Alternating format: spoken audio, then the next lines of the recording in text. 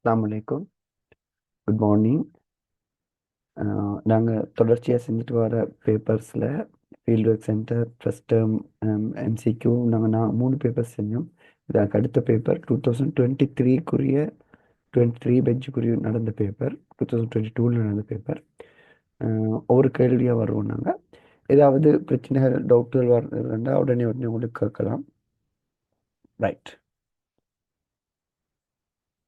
இது நாங்கள் பார்த்துட்டு அது பிறகு ஸ்கீமோட ஏதாவது வித்தியாசங்கள் வருதுன்றதை வேறையா பார்த்துக்கொள்வோம். ரைட்.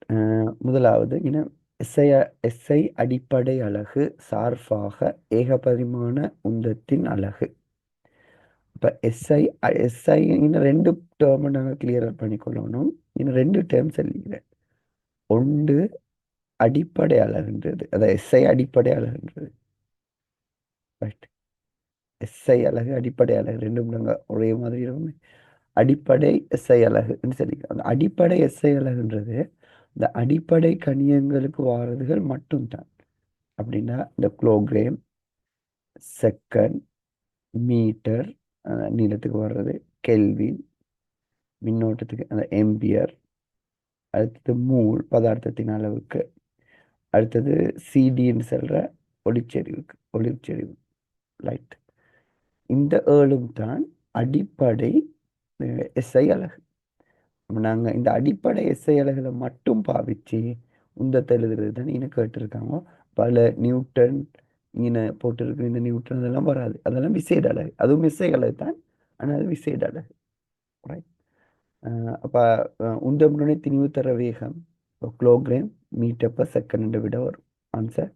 ரெண்டாவது திணிவு தர உந்தமுடக்குள்ளே திணிவு தர வேகம், திணிவுக்குரியது கிலோகிராம், வேகம் மீட்டர் பர் செகண்ட். பரிமாணம் எழுதுகிற மாதிரி வரும். அடிப்படை அலகுகளில் நாங்கள் எழுதுகிற நேரம் பரிமாணம் எப்படி எழுதுகிறோம் அதே அமைப்பில் தான் விட வரும். ரைட்.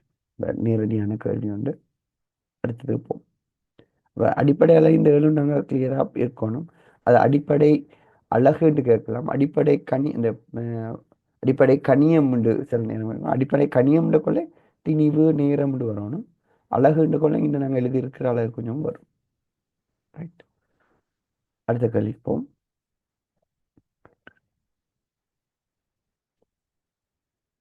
இங்கே வி அல்லது அடுத்தது யூ. வியும் யூவும் வேகங்கள் தரப்பட்டிருக்கு. டைம் என்பது நேரத்தையும் ஆறுமுடுகளையும் கொடுக்குது. K1 K2. இங்கே வந்து இது ஒன்றுன்னு இருக்கு. அப்போ இது யூ, இது வே. அப்போ இங்கே நாங்கள் இந்த பகுதி இது ஒன்றோட நாங்கள் ஒரு நம்பருக்கு பரிமாணம் இருக்காது. ஆகவே இந்த பகுதியோட பரிமாணமும் இருக்காது. பிரக்கெட்டுக்குள்ள பரிமாணம் ஒன்றும் இல்லை. பிரக்கெட்டுக்குள்ள பரிமாணம் ஒன்றும் இல்லை. இடது பக்கம் வலது பக்கம் பரிமாணம் சமனாகணும். அப்போ இந்த இடத்துல K1 இருக்கு. K1 பரிமாணமற்றது. K1 பரிமாணமற்றதை நேரடியாக எங்களுக்கு உடனே விலையும் கொள்ளலாம். அப்போ இதில் K1க்கு இங்கே பரிமாணம் ஒன்று கொடுத்துருக்காங்க. அப்போ இது போல் இங்கே டைம் கொடுத்துருக்காங்க. டைப்பில் இதுலையும் கொடுத்துருக்கு. அப்போ K1 பரிமாணமற்றதாக வருது முதலாவது ரெண்டாவதுல மட்டும்தான். இப்போ நாங்கள் K2வை பார்ப்போம். K2 எடுத்தால் K2 ஒன்றோட கூட்டக்கூடியதுன்னு சொல்லிக்கிறோம். ஒன்று பரிமாணமற்றது. அப்போ கூட்டும் போது பரிமாணம் ஒரே பரிமாணத்தை தான் கூட்டலாம் கழிக்கலாம். அப்போ பரிமாணமற்றதை தான் கூட்டலாம். இங்கே ஆறுமுடுகள் ஏழு தந்திருக்கு. ஆறுமுடுகளுக்கு எங்களுக்கு வரும் LT-2. அதோட டைம் தந்திருக்கு. அப்போ T. அப்போ அதோட ரெண்டையும் சேர்த்து பார்த்தா பரிமாணம் LT-1 வரும். இந்த LT-1ன்றதை கேன்சல் பண்ணணும். K2வோட பெருமானம் LT-1 கேன்சல் பண்ணுறதா இருக்கு. அப்போ அதுவும் LT-1 ஆகும். அப்போ கேன்சல் ஆகி பரிமாணமற்றதாக மாறும். அப்போ அதையும் பார்த்தா நாங்கள் இரண்டாவது விடைக்கு போகலாம். தான் ஆன்சர்.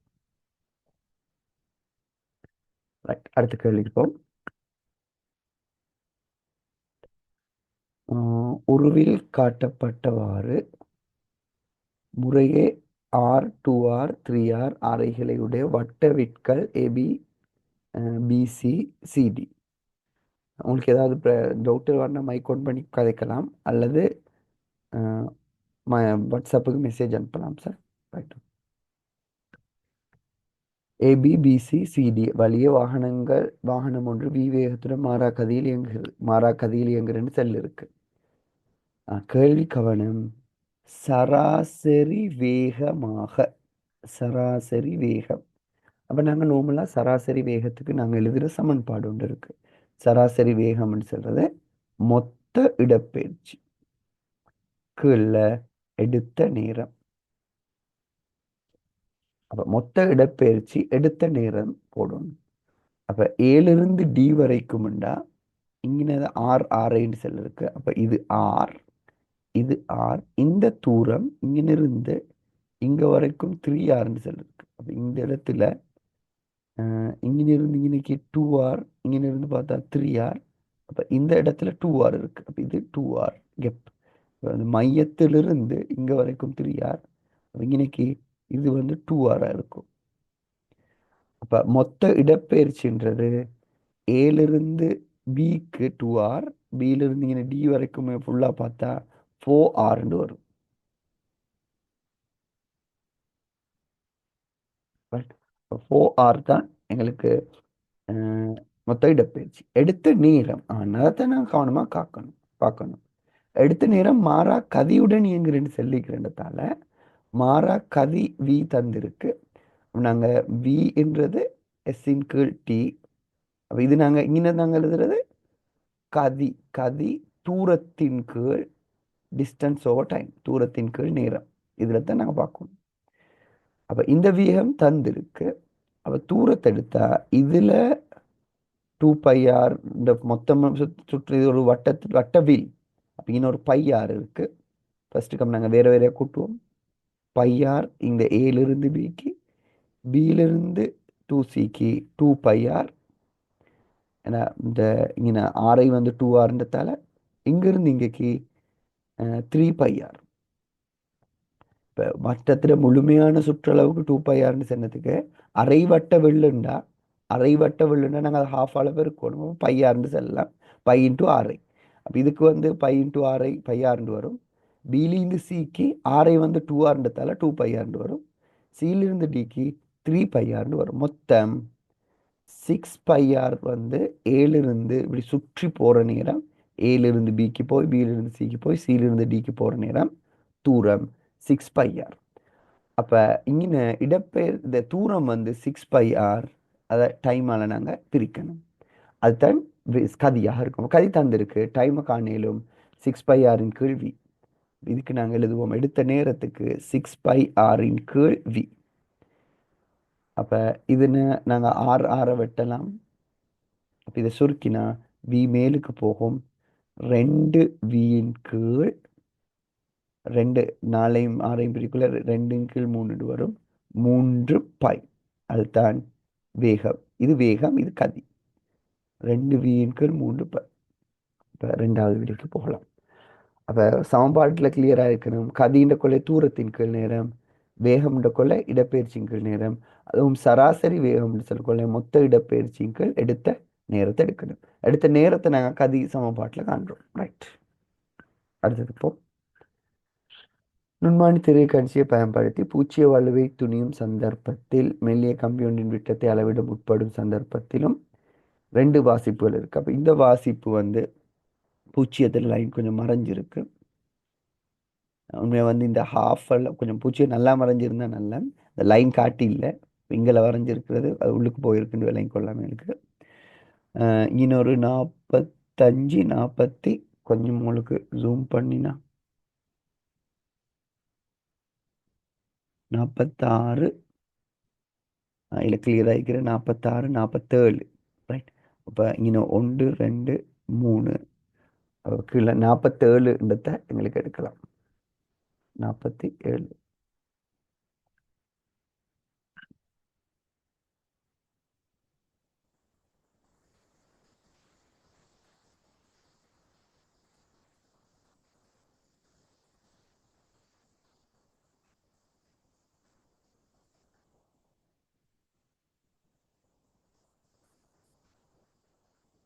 ரைட்.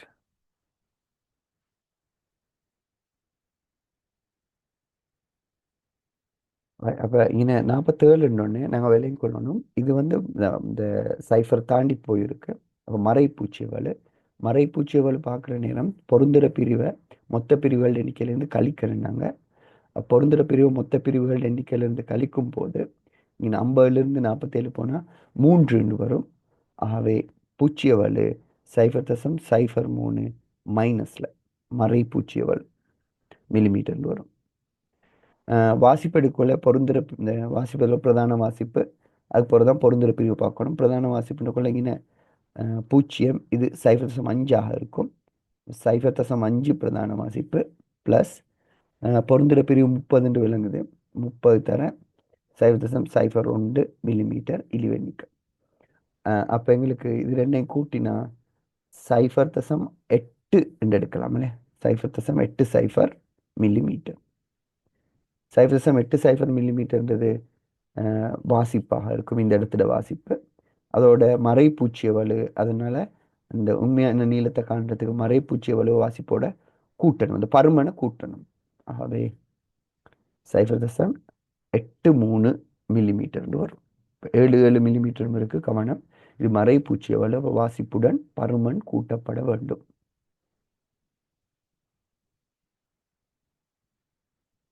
ரைட், அடுத்த கேள்விக்குவோம். 5வது.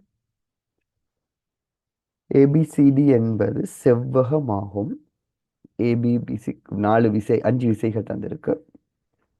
விளையுள் விளைவுல கேட்டிருக்கு. அப்போ நாங்கள் இங்கே விசை முக்கோணத்தை பாவிக்கலாம், விசை இணைகர விதியை பாவிக்கலாம், காவி கூட்டல் எங்களுக்கு தெரிஞ்ச காவி கூட்டல் ஒழுங்குகளில் ஏதாவது ஒன்றை பாவிக்கலாம். அதில் ஒரு பேசிக் தியரி ஒன்று சொல்கிறேன். விசை ஸ்டார்ட் பண்ண இடத்துக்கு வந்து முடியும் போது விளையுள் பூச்சியமாக இருக்கும். ஸ்டார்ட் பண்ண இடத்துக்கு மறு வந்து சேருமா இருந்து நான் இதில் இங்கே ஒன்று பார்க்கலாம். இந்த இடத்துல இருந்து இங்கே போய் இந்த இடத்துக்கு போய் மறு இந்த இடத்துக்கு வரக்குள்ள ஏபி பிசி சிஏ இது மூணையும் சேர்த்து பார்த்தா 0. இப்போ எங்களுக்கு பேலன்ஸ் ஆகுறது ஏடியும் டிசியும் டிஏயும் டிசியும். அப்போ இங்கே தான் ஸ்டார்ட் ஆகிற ரெண்டும். அப்போ டிபி மாதிரி ஒரு விட என்னென்னா இந்த 3 விசை ஏபி பிசி சிஏ இந்த 3 விசையும் சேர்த்து 0ன்னு வந்ததுக்கு பிறகு எங்களுக்கு பேலன்ஸ் ஆகிறது வந்து டிஏன்றதும் டிசின்றதும். அப்போ விசை இணைகர விதிப்படி அது வந்து இங்கிருந்து டியிலிருந்து பியை நோக்கி போகிறதாக இருக்கும். டிபின்னு ஒரு ஆன்சர் இருக்கு, லேசாக போடலாம். இப்படித்தான் செய்யணும். இல்லை நான் இன்னொரு மாதிரி காய்க்கிறேன் பாருங்க.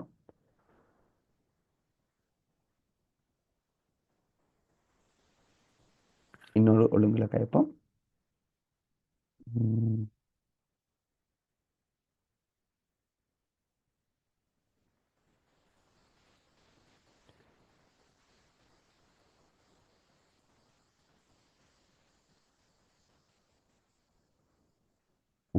இதையும் இதையும் எங்களுக்கு கேன்சல் பண்ணலாம். ரெண்டும் எதிரெதி திசையில் இருக்கு. அப்படி கேன்சல் பண்ணுறது அர்த்தம் இல்லை, தான் லேசலையா. காரணம் என்னென்னா இப்போ இதுவும் இதை நான் கேன்சல் பண்ணிட்டோம், இது ரெண்டும் சேர்த்தா மாதிரி இங்கேக்கு வரும் மறுகா.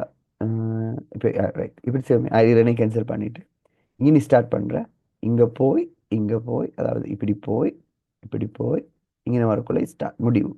இது ஸ்டார்ட் பாயிண்ட், ஸ்டார்ட், இது ஃபினிஷ், எண்ட் பாயிண்ட். ஸ்டார்ட் பாயிண்ட்லேருந்து எண்ட் பாயிண்ட் தான் விளைவில் விசை. இப்போ D to Bன்னு சொல்லலாம். நீளம்ன்றது நாங்கள் வேறையாகவே ஃபுல்லாக பார்த்தது, ரெட்டில் பார்த்தது நாங்கள் நேரத்தோட. ரைட், நாங்கள் ரெண்டையும் இந்த பிறகு நாங்கள் இதில் வச்சா எங்களுக்கு பார்க்குறதுக்கு கஷ்டமாக இருக்கும், விலையும் கொள்றதுக்காக நான் உண்டு அளிக்கிறேன். அடுத்த கேள்விக்கு போவோம்.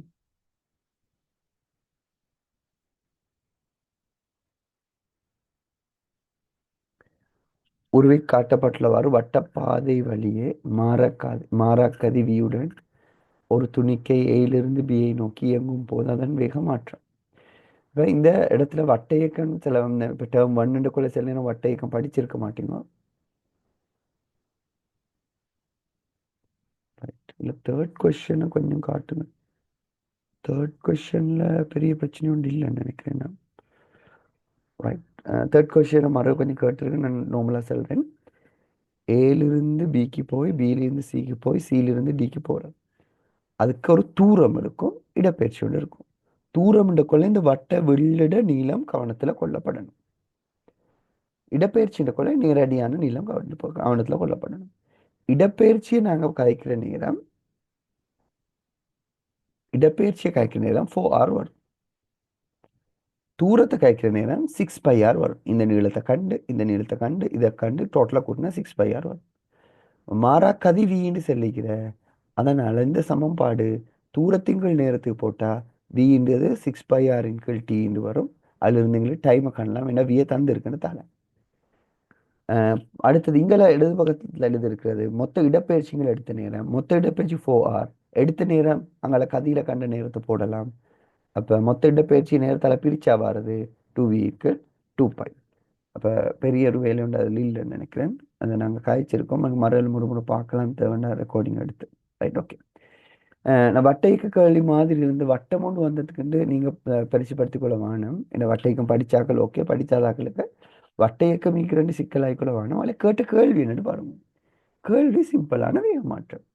இப்போ எங்களுக்கு நல்லா தெரியும் வேக மாற்றம் என்றது இறுதி வேகம் ஆரம்ப வேகம். அப்போ இது நார்மலான வேக மாற்றம். அப்போ இறுதி வேகம்ன்றது ஏலிருந்து பிஐ நோக்கி அசைறான். நீங்கள் தான் கொஞ்சம் குழப்பமாக்கி விட்டுக்கிறேன். படத்தில் பியிலிருந்து ஏக்கி அசைறன்னு படம் காட்டிக்கிறேன். ஆனால் கேள்வியில் ஏலிருந்து பின்னு காட்டிக்கிறோம். நாங்கள் முடிவு கொண்டு எடுக்கணும். படத்துக்கு நாங்கள் கேள்வி செய்தா கேள்வியில் தந்திருக்கிறதே கேள்வி செய்கிறாண்டு. ரைட், அந்த அம்புக்குறியால் வர குழப்பம். ரைட், நாங்கள் ரெண்டையும் பார்ப்போம். ஸ்கீமென்ட்டுக்கு கொடுத்துக்கிறோம் தெரியும். ரைட், அப்போ ஏலிருந்து பிக்குன்னா அப்போ நாங்கள் இன்னொரு ஆள் யோசிக்கலாம். ஏலிருந்து பிக்கு சுற்றி வாரதாய்க்கோ தெரியாது. ஏலிருந்து பி சுற்றி வந்தவர் விட, ஏலிருந்து பி டிரெக்டாக வந்தவர் விட, பியிலிருந்து ஏக்கி போனால் இன்னொரு விட. எல்லாத்துக்கும் எங்களுக்கு கொஞ்சம் சிக்கல் உண்டு வாரு. எப்படி நாங்கள் இதை பார்க்குறேன். ரைட், என்ன மெத்தடில் பார்த்தாலும் ஒரு வட்ட இயக்கத்தில் போகிற நேரம் வேக மாற்றம் 6 முடுகள், அடுத்தது ஈர்ப்பு விசை 2-3 மையத்தை நோக்கி, ஈர்ப்பில் விளையுள் விசை 3 மையத்தை நோக்கி இருக்கும். ரைட், இங்கே நாங்கள் இறுதி வேகம் இதே ஏலிருந்து பி வசனத்தில் இருக்கிறத நாங்கள் முன்னுரிமைப்படுத்துவோம். இது மாறாக்கதியுடன் இயங்குகிற ஒரு துணிக்கை வட்டப்பாதை வழியேன்னு செல்லுகிற இயங்கிக் கொண்டே இருக்கிறது. கேள்வியில் இருக்கிறத நாங்கள் முன்னுரிமைப்படுத்துவோம் ஃபர்ஸ்ட்டுக்கு. அப்போ ஏலிருந்து பிஐ நோக்கி இயங்கும் போது இறுதி வேகம்ன்றது பியில் இருக்கிற வேகம். பியில் இருக்கிற வேகம் ஆல்மோஸ்ட் இப்படி வரும். இந்த திசையில் நாங்கள் வீண்டு எழுதுவோம் ஆரம்ப வேகம். ஏழு இருக்கிற வேகம் அது இங்கே வரும். ஏழு இருக்கிற வேகம் இந்த திசையில் வரும். அப்போ இறுதி இண்டிக்கிறதால இங்கே மைனஸ் சமன்பாட்டில் இறுதி ஆரம்பம் இங்கே ஒன்று இருக்குது. ஆகவே இதில் நாங்கள் இந்த வேகத்து இங்களையும் இது நாங்கள் அடுத்த பக்கத்துக்கு போட்டால் அடுத்த பக்கத்துக்கு வரும். இப்படி திசையை நாங்கள் மாற்றி வரையணும்.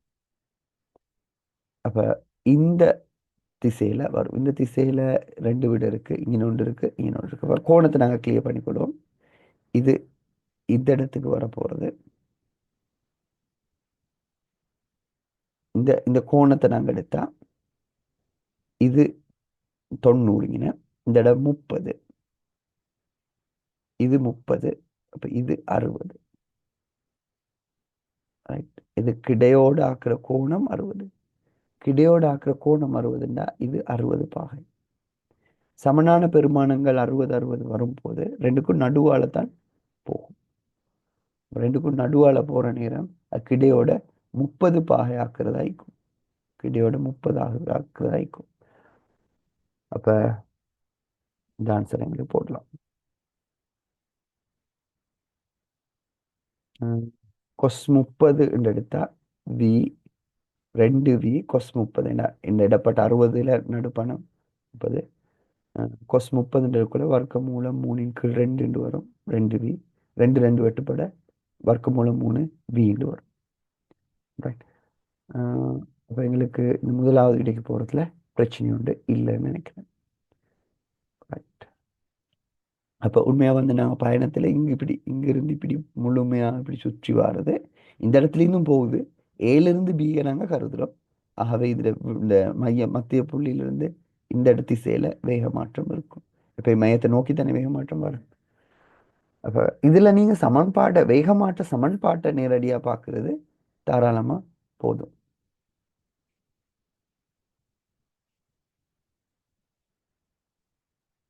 ரைட்.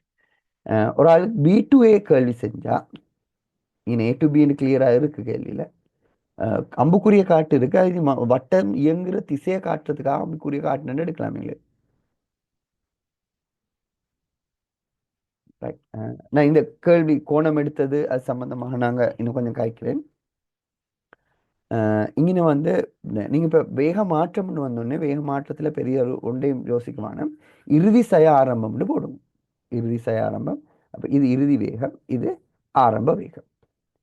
ரைட். அப்போ இறுதி சய ஆரம்பம்னு கொள்ள இந்த திசை இருக்கு, இது திசை மாறும். அப்போ ஏதோ இந்த மாதிரி ஒரு அமைப்பு படம் கொண்டு வரும்ன்றதை எங்களுக்கு விலையும் கொள்ளலாம். ரைட். ஏன்னா இது இருக்கிறது இறுதி, இது ஆரம்பத்திட திசையை இங்க இருக்கிறத இங்க மாத்தினோம் ஆரம்பம். அப்ப இந்த ரெண்டுடையும் விளைவுல காணணும், அதுதான் வேக மாற்றமாக இருக்கும்.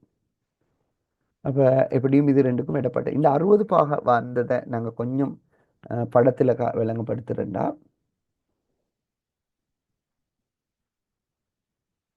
வட்டம் மாதிரி இல்லை. ரைட்.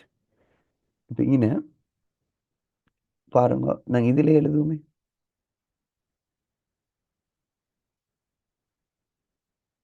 நாங்க கோணம் கொஞ்சத்தையும் கிளியர் பண்ணிக்கொண்டு போவோம். இது பார்க்கல இது நிலைக்குத்து கோடாக இருக்கு. ஆகவே இது 90. 90 போனா இந்த துண்டு 30. இது 30. இங்க 90 விட்டா இந்த துண்டு 30. அப்ப இங்கே நாங்க கிடை கோடு வரைஞ்சா இது 30ண்டா இது 30.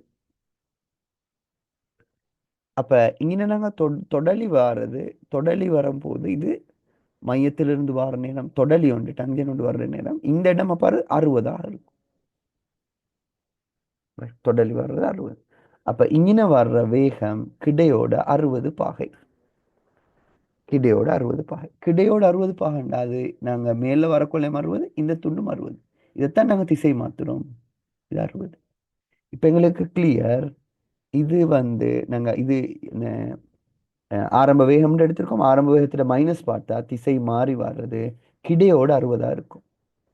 அப்ப அப்ப இது வந்து கிடையோட 60. இதை நாங்க அடுத்த பக்கத்துக்கு பிரிச்சாலும் கிடையோட 60. அதனால தான் நான் இந்த வேகத்தை அப்படியே வச்சுட்டு இது வந்து இங்கே வர வேகம், இன்னைக்கு வர வேகம், இறுதி வேகம், சய ஆரம்ப வேகம். அப்ப இதுட சய பெருமானத்தை போடக்குள்ள இப்படி வரும். அப்ப இன்னைக்கு 60 வரும். ரைட். அப்ப அடுத்தது இது ஒரு கோணம், இதை தீட்டான்னு எடுப்போம். இது ஒரு காவிக்கணியம், இது ஒரு காவிக்கணியம். அப்ப ரெண்டு இடப்பட்ட கோணம், ரெண்டு காவிக்கணியங்கள் வந்து இடப்பட்ட கோணம் தீட்டாவாக இருந்தா எங்களுக்கு ஒரு விச காண்ற நேரம் நாங்க பாவிக்கிறோம் 2f cos θ/2 என்றதுதான் சமன்பாடு. சாய் சதுரத்துல வர இரண்டு காவிகள் மாதிரி எடுக்கலாம், என்ற ரெண்டும் சமபருமன். அப்ப இங்கே தீட்டா 60 இருக்கிறதால θ/2ன்றது 30ஆக இருக்கும். அப்ப 2v cos 30 வரும். cos 30 வர்க்கமூலம் 3/2 தந்திருக்காங்க. வளமையா தர மாட்டாங்க, இங்க தந்திருக்காங்க. அப்ப இங்க ரெண்டு ரெண்டு வெட்டுப்பட்டோன்னே எங்களுக்கு √3v விட வரும். இப்ப விளையுள் வந்து இது ரெண்டுக்கும் நடுவால போறதால அதுக்கு இடையோட 30 ஆயிக்கும்.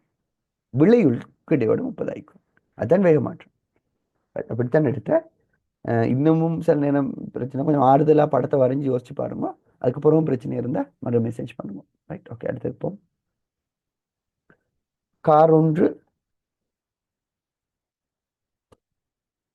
ஒன்று ஓய்விலிருந்து ஆரம்பித்து T1 நேரம் எனும் நேரம் வரை T1 எனும் நேரம் வரை எக்ஸ் என்ற சீரான வேகத்தில் 6 முடுகி. அப்ப ஃபர்ஸ்ட்டுக்கு எக்ஸ் என்று தந்திருக்கு 6 முடுக. பின்னர் y என்ற சீரான வீதத்தில் அமர்முடுகி, அப்புறம் அமர்முடுகிறது எனும் மேலதிக நேரத்தின் பின்னர் ஓய்வடைகிறது. மொத்த நேரம் T. ரைட். அப்ப இதுக்கு நாங்க ஒரு கிராஃப் ஒன்று வரைஞ்சா VT கிராஃப் ஆறுமுடுக அமர்முடுக, ஆறுமுடுக அமர்முடுக. இதுக்கு டைமை நாங்கள் எடுத்தா T1, இது T2, ரெண்டையும் சேர்த்து கேபிட்டல் டி. ரைட். இங்கே வேகத்திட பருமன் எங்களுக்கு மாறாதுன்னு இருக்கலாம். வேகம் அதுதான் அதிவியர் வேகம். அப்போ ஃபர்ஸ்ட்டுக்கு எக்ஸுக்கு ஆறுமுடுகளுக்கு ஒரு சமன்பாடு போடலாம். வரைஃபிட படித்திறன் ஆறுமுடுகள் வியின் கீழ் டி ஒன் உண்டு. அதே மாதிரி அமர்முடுகளுக்கு சமன்பாடு போடலாம். வியின் கீழ் பருமனுக்கு டி டூ. மைனஸில் வரும் அமர்முடுல தர பருமனை மட்டும் கருத்தில் கொண்டு இப்படி எழுதலாம்.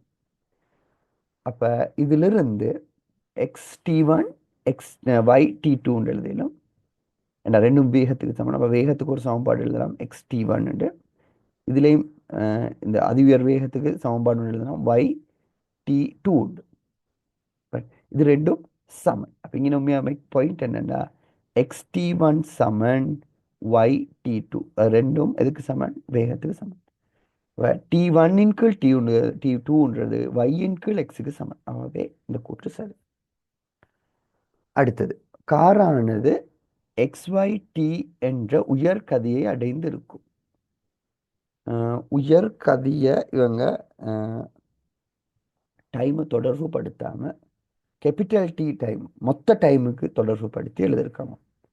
அப்போ மொத்த டைமுக்கு நாங்கள் சமன்பாடு ஒன்று போட்டால் d one plus d two. அதை வச்சு இதுக்கு செய்யலுமான்னு பார்ப்போம். டி ஒன்னுக்கு எங்களுக்கு எழுதலாம் டி ஒன்னுக்கு எழுதலாம் வியின் கீழ் x d one plus d two. அடுத்தது வியின் கீழ் ஒய்ன்னு எழுதலாம்.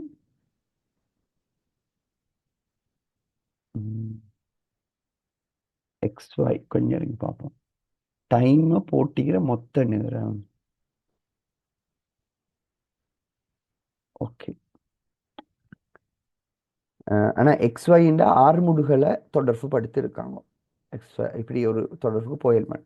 இங்கே வந்து எங்களுக்கு கதியோட மேக்சிமம் கதி தெரியும்டா தான் டி ஒன் டி டூன்னு போயிடும். இப்போ மேக்சிமம் கதி தொடர்பு இல்லாமல் எங்களுக்கு இங்கே ஆறுமுடுகளும் அமர்முடுகளும் மொத்த நேரமும் மட்டும் தான் தந்திருக்கு. அப்போ உயர்கதின்றது இந்த பாயிண்ட்டுக்குரியது. உயர்கதின்றது எக்ஸையும் டி ஒன்னையும் மட்டும் வச்சுக்கொண்டு எங்களுக்கு செல்லலாம். எக்ஸையும் டி ஒன்னையும் மட்டும் வச்சுக்கொண்டு வியின் கீழ் டி ஒன்னு செல்லலாம். வியின் கீழ் டி டூண்டும் செல்லலாம் உயர்கதிக்கு. உயர்கதி நாங்கள் வேறொரு ஒழுங்குல செல்றதாக இருந்தால் இது கேபிட்டல் டி மொத்த நேரத்தோட தொடர்பு படுத்தி இதை செல்றதா இருந்தால் எங்களுக்கு இதில் மொத்த பரப்பை கண்டு பார்க்குற ஒரு ஒழுங்குக்கு போகலாம்னு நினைக்கிறேன். வி இன்டு டி மொத்த இடப்பெயர்ச்சிக்கு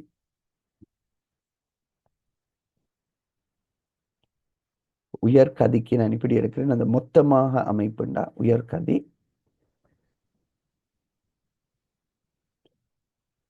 மொத்தமான தூரம் மொத்த முழு பரப்பு. அப்போ வி இன்டு கேபிட்டல் டி. சரி.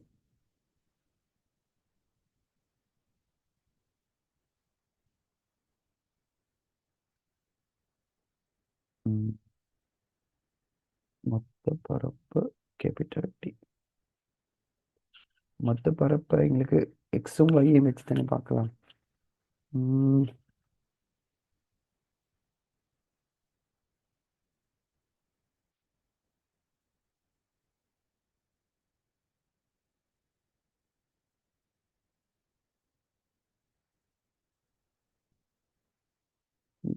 நினைக்கிறேன் இதில் இந்த சமன்பாட்டை நாங்கள் இப்படி கொஞ்சம் ஒழுங்கு மாற்றி எடுக்கலாம். இந்த இடத்த பார்க்கக்குள்ள எங்களுக்கு ஞாபகம் வருது x Y X plus y அதை நான் இந்த ஒழுங்கில் உங்களுக்கு எழுதி காட்டுறேன். நாங்கள் ஒன்றின் கீழ் எக்ஸ் ப்ளஸ் ஒன்றின் கீழ் ஒய் இதை கூட்டக்கொள்ளை எடுக்கிற வேல்யூ தான் இந்த எக்ஸ் ஒய்ன்ற பாருங்க போமாசி எடுக்கொள்ளை X Y X plus Y இதுதான் தலைகீழாக வந்திருக்கு. அப்போ இந்த சமன்பாட்டு எழுதப்பட்டு இருக்கிற இந்த ஒழுங்குன்னு விலையும் கொள்ளலாம்.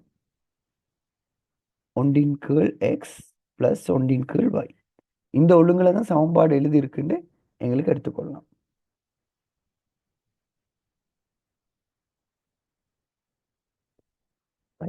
அப்போ இந்த இதில் இது அப்போ இதைத்தான் நீங்கள் இங்கே எக்ஸ் ஒய்ன்றது மேலே போயிருக்கு எக்ஸ் ப்ளஸ் ஒய்ன்றது கீழே போயிருக்கு. அப்போ நாங்கள் இதை நாங்கள் இங்கேக்கு கொண்டு போவோம்.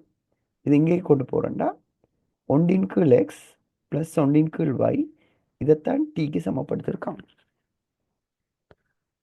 அப்போ எங்களுக்கு அந்த இதே ஒழுங்குக்கு போகலாம்னு நினைக்கிறேன்.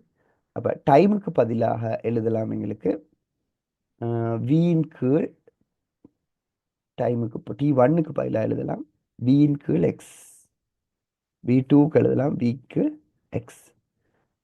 அப்போ சராசரி கதின்றது உயர்கதி. உயர்கதின்றது அதை ரெண்டால பிரிக்கணுமே. உயர்கதின்றது அப்போ டைம்ண்டா இடப்பெயர்ச்சியின் கீழ் மொத்த நேரம். அப்போ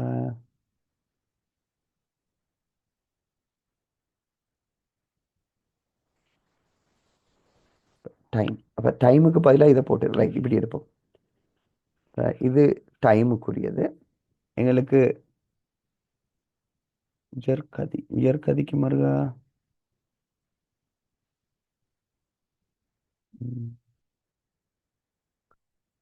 தூரத்துக்கு இந்த இந்த சமன்பாட்டை நான் கொஞ்சம் ட்ரேஸ் பண்ணி கொண்டு போகிறேன்.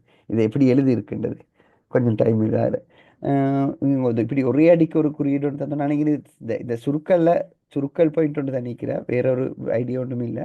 நேரடியாக இந்த பாயிண்ட்ல செய்யலாம்னு நினைக்கிறேன். உங்களுக்கு நீங்கள் வீடியோ எடுத்திருந்தாலும் உங்களுக்கு போட்டுடலாம். பெரிய குழப்பமாகிறதுக்கு நீங்கள் இல்லைன்னு நினைக்கிறேன்.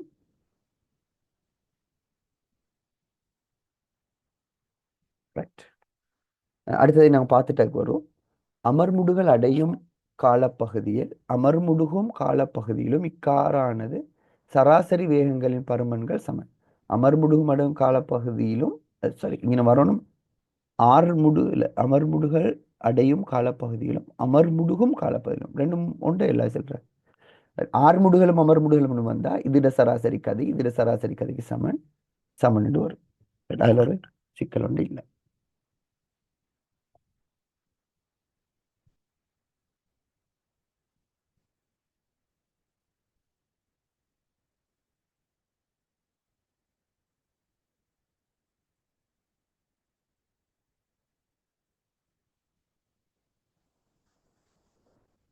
ஆரைட், இன கேள்வியில் இதுக்கு சரி இல்லை நாங்கள் எழுதிக்கிறது டி சமன் t1 + t2. அதில் இந்த வியத்தனை காணணும். ரைட், வியை காணணும். இது வைண்டு வரும். வி தான் காணணும். அப்போ எங்களுக்கு இதை சமன்பாடு போமாசி எடுத்தா xy வி எங்களுக்கு பொதுவாக எடுத்து கீழே கொண்டு போகலாம். டீன் கீழ் வி எக்ஸ் ப்ளஸ் ஒய்ன்னு வரும். வின்றது இதை கீழே கொண்டு போனால் இந்த விட வரும். ஓகே, அப்போ இங்கே நாங்கள் எழுதின சமன்பாடை தான் டீன்றது t1 + t2. t1க்கு வியின் கீழ் எக்ஸ்ன்னு எழுதலாம், t2க்கு வியின் கீழ் ஒய்ன்னு எழுதலாம். இந்த வியை இந்த ரெண்டுலையும் பொதுவாக இருக்குன்றதால வியை கீழே கொண்டு போயிடும். வியை கீழே கொண்டு போய் எழுதினா டீன் கீழ் வின்னு எழுதலாம், இல்லாட்டி தலைகீழாக மாற்றணும். அப்போ இல்லை, அதாவது நாங்கள் இப்படி பொதுவாக எடுத்து காட்டுமே. வியை நாங்கள் பொதுவாக எடுத்தால் ஒன்றின் கீழ் எக்ஸ் ப்ளஸ் ஒன்றின் கீழ் ஒய் இதை கீழே கொண்டு போகணும். வி சமன் டீயின் கீழ் ஒன்றின் கீழ் எக்ஸ் ப்ளஸ் ஒன்றின் கீழ் ஒய். அப்போ இதைத்தானே நாங்கள் எடுத்திருக்கோம். ரைட், ஒன்றின் கீழ் ஒய். அப்போ இது மேலே போகிற நேரம் இந்த சமன்பாடு வரும். ஓகே, இங்கே நாங்கள் அமர்முடுகள்னு ரெண்டு தந்திருக்கு. நீ ரெண்டு அமர்முடுகள் எடுத்திருந்தாலும் ஒரே வேகம் தான் வரப்போகிறேன். நான் ஆறுமுடுகள் அமர்முடுகள் வரணும்னு நினைக்கிறேன். அப்படி எடுத்தாலும் எங்களுக்கு 5ஆவதுக்கு போகலாம். 3 சரி. ரைட், அடுத்தது போம். அது அந்த சும்மா அநியாயத்துக்கு டைம் இதான இங்கே நாங்கள் எழுதினது சரி, அது சுருக்க கொள்ள. ரைட், அடுத்தது பார்ப்போம். பி கமா கியூ எனும் இரு துணிக்கைகள் ஒரே நேர்கோட்டின் வழியே ஒன்றையொன்று நோக்கி மாறாக்கதிகளுடன் இயங்கும் போது ஒரு செகண்டுக்கு 7 மீட்டர் அவை ஒன்றையொன்று அணுகுவதாக காணப்பட்டது. ஒரே நேர்கோட்டின் வழி ஒரே திசையில் அதே முன்னைய கதிகளுடன் இயங்கும் போது செகண்டுக்கு 3 மீட்டர் ஒன்றையொன்று விளத்திய செய்கிறது. பி கியூ முறையேன்னு சொல்லிக்கிறேன். ரைட், இதில் நாங்கள் கவனமாக எடுத்து கொள்ள வேண்டிய பாயிண்ட் என்னன்னா PQ தந்து முறையேனும் கட்டிய கேள்வி. இங்கே நாங்கள் எடுக்கக்கொள்ள இதில் பாருங்க ஒன்றையொன்று நோக்கி அசையுது. அப்போ ஃபர்ஸ்ட் சிச்சுவேஷன் இப்படி ஒன்றையொன்று நோக்கி நாங்கள் இதை கொஞ்சம் இடம் எடுத்து எழுதுவோம். ரைட், ஒன்றையொன்று நோக்கி வாரத்தை வரும். அப்போ சார்பு வேகத்தை பார்க்குற நேரம் நான் இதுக்கு எக்ஸ்ஒய் பிக்யூ ஒன்றைக்கு பிக்யூ வெல்யூஸ்ன்றதுக்காக நான் எக்ஸ்ஒயை வச்சு விளங்குபடுத்தினேன் ஆரம்பத்தில். பிக்யூ அப்போ இது அந்த 3 மீட்டரோ 4 மீட்டரோ இது இன்னும் நோக்கி அசைக்கொள்ள மீட்டர் per செகண்ட், இதுவும் நோக்கி அசையும். அப்போ ஒரு செகண்டில் இணையிறது கூடையாக இருக்கும். அதுதான் இவங்க 7 மீட்டர் என்று வந்து. அப்போ இங்கனுக்கு இதுலேருந்து விலையும் கொள்ளையிலும் x+y கூட்டினா 7 வரும். அதுக்கு பிறகு இது ரெண்டுமே விழத்தி போனாலும் இடைவெளி இந்த தூரம் கூடும், இடைவெளி கூடும். அதுவும் இதே மாதிரி x+y இது ரெண்டுமே விழத்தி வந்தாங்க. இப்போ ஒன்று நோக்கி ஒன்று விழத்தி, அதாவது எக்ஸ் நோக்கி இருக்க y விழத்தி போனா. நான் இங்க செல்ல வர முக்கியமான பாயிண்ட் என்னன்னா, இப்படி போற நேரம் y எக்ஸை விட பெருசுண்டா விழத்தும், இடைவெளி கூடும், இடைவெளி அதிகரிக்கும். இங்க செல் இருக்கிறது அணுகுவதாக காணப்படுதுல, அதுக்கு பிறகு விலகி அசைவதாக, அப்ப விழத்தும். ஆனா இதுல தவறு சரி, y எக்ஸை விட பெருசு, இந்த எக்ஸ் வந்து வையை விட பெருசுண்டா, அப்ப இது வந்து விரட்டி போறது வேகம் கூட, இதோட வேகம் கூட. அப்ப நோக்கு ரெண்டு வரும். Right. அப்ப இதுதான் நாங்க முக்கியமாக விளங்கி. இதுல 3 மீட்டர் இருக்க இங்க வேற விசேஷமா ஒன்றும் செல் இல்ல, யாரு விழத்துறன்னு செல் இல்ல. அவை நோக்கி ஒன்று ஒன்று அணைவதாக காட்டுறது நேர்கோட்டு வழியே ஒரே திசையில் அதே முன்னைய கதியுடன் இயங்கும் போது ஒரு செகண்டுக்கு விழத்து. ரைட். அப்ப இங்க பீக்கமா கியூட கேட்டு இருக்கு. அப்ப இது வந்தப்ப விழத்துறது நோக்குறது இப்படி போற நேரம் ரெண்டும் ஒரே பக்கத்துல போற நேரம் நாங்க கழிக்கணும். அப்ப x-y தான் இன்னைக்கு 3ன்னு சொல்லிக்கிறோம். அப்ப இது ரெண்டையும் நாங்க கூட்டுற நேரம் 2x வந்து 10 வரும், x வந்து 5, y வந்து 2. அப்ப 5ம் 2ம் விட. அப்ப 5ம் 2ம் ஒரே ஒரு விடத்தான் இருக்கு. ஆனா எங்களுக்கு ஆன்சர் பண்ணலாம் 5ம் 2ம். அப்ப 5ம் 2ம்ன்றது இங்கே செல் இருக்கு விழத்தி அசை 2. இப்போ இங்கே திசையை நாங்கள் இதுபடி போடணும். இங்கே நான் முக்கியத்துவப்படுத்துறேன் என்னன்னா, திரும்புறாள் பிக்யூ ஒன்று இதில் இது யாரு திரும்புறேன்னு சொல்லி, பி திரும்புறா கியூ திரும்புறான்னு சொல்லல. அப்ப ரெண்டும் ஃபர்ஸ்ட்டுக்கு. அப்ப இங்கே திரும்புறது வரணும். இங்கே இந்த இடத்துல விழத்தி அசைகிறதுன்னு சொல்லிக்கிறதால திரும்புறாள் திரும்புறாள் தான் இங்கே நாங்கள் எழுதின y பெரிய பருமன் உடையது. அப்ப இதுல 5 என்று சொல்றது திரும்பும் திரும்பும் வாகனம், திரும்பும் துணிக்கை. இந்த இடத்துல திரும்பும் துணிக்கை, திரும்பும் துணிக்கத்தான் 5.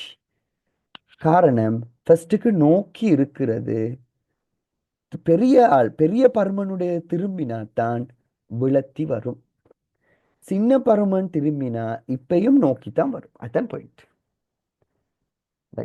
மறு ஒரு முறை சொல்றேன் பாருங்க, ரெண்டும் நோக்கியா செய்யறனுங்க. அப்ப எப்படியுமே பெரிய ஒரு பெருமானம் வரும். அப்ப இதுல 5 இது 2 அடிங்க, 5 2. இப்ப சின்னால் திரும்பினா இப்படி வரும் 5 2. இப்ப என்ன வரும், இப்பயும் நோக்கித்தானே வரும். பெரியாள் திரும்பினா, சின்னால் அதே திசையில் இருக்க பெரியாள் திரும்பினா இப்பதான் விழத்தின்னு வரும். இது நோக்கி, இதுவும் நோக்கி, இது விழத்தி. இங்கின ரெண்டும் நோக்கிங்கிறதால சார்பு வேகம் 7 வர. இது ரெண்டும் ஒரே திசையில வாழ்ந்ததால சார்பு வேகம் 3, ஆனா இடைவெளி குறையிற நோக்கி. இதுக்கும் சார்பு வேகம் 3, ஆனா இடைவெளி கூடுது. ரைட். அதுதான் நாங்கள் இங்கே விலையும் கொள்ள வேண்டிய ஒரு பாயிண்ட். இது அந்த மற்ற கேள்வியோட குழம்பாம இருக்க ஒரு கோடு போடும். ஓகே.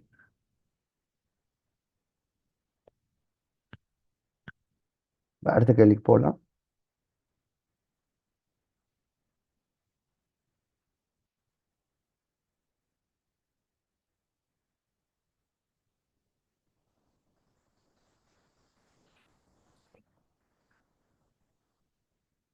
உராய்வற்ற பாதையொன்றின் வழியே புள்ளி ஏயில் ஓய்விலிருந்து விடுவிக்கப்படும் ஒரு சிறிய பொருளானது பிசி என்ற புள்ளிகள் அடையும் போது கதியத்தான் காய்க்கிறாங்க, வேகமல்ல கதி. விபியின் கீழ் விசியை கேட்டிருக்கு, விகிதத்தை கேட்டிருக்கு. விபியின் கீழ் விசி. அவங்க சக்தி காப்பு தத்துவத்துல தான் நாங்க இன்னும் கதையை காண்றது லேசுன்னு நினைக்கிறேன். இந்த இடத்துல ஓய்வுன்னு சொல்லி இருக்கிறதால இந்த இடத்துல ஓய்வுன்னு சொல்லி இருக்கிறதால சக்தி காப்பு தத்துவத்துல இங்கே அழுத்த சக்தி இருக்கும் எம்ஜிஹெச். கீழே வரக்குள்ள இயக்க சக்தி கொண்டு வரும். இப்போ எம்எம் கேன்சல் பண்ணி வேகம்ன்றது 2GHன்னு சொல்லலாம். அட வர்க்க மூலம். இது நாங்கள் வளமையாக பார்க்குற இலகுவான மெத்தட். இங்கே 6 மீட்டர், இங்கே 5 மீட்டர்ன்றதால இது 1 மீட்டர் இருக்கு. ஆகவே எச்சுக்கு பதிலாக உண்டு. விபிக்கு எங்களுக்கு சமன்பாடு போடலாம் 2G, எச்சுக்கு பதிலாக உண்டு. 2G வர்க்க மூலம் எச்சுக்கு பதிலாக உண்டு. சியை நாங்கள் எடுத்தா விசின்னு எடுத்தா 2G, எச்சுக்கு பதிலாக இங்கே 2 கழிச்சா 4 அட வர்க்க மூலம்.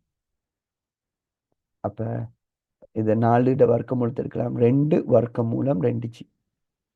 இதுதான் விசி. விபியை விசியால பிரிச்ச சொல்லியிருக்கு. அப்ப விபிக்கு நாங்க 2G வர்க்க மூலம்னு போடுவோம். விசிக்கு பதிலா நாங்க 2G வர்க்க மூலம். நாங்க அதை கேன்சல் ஆக்கலாம். ஹாஃப்னு வரும். ரைட். அப்ப கதி ரெண்டையும் நாங்க கண்டோம்.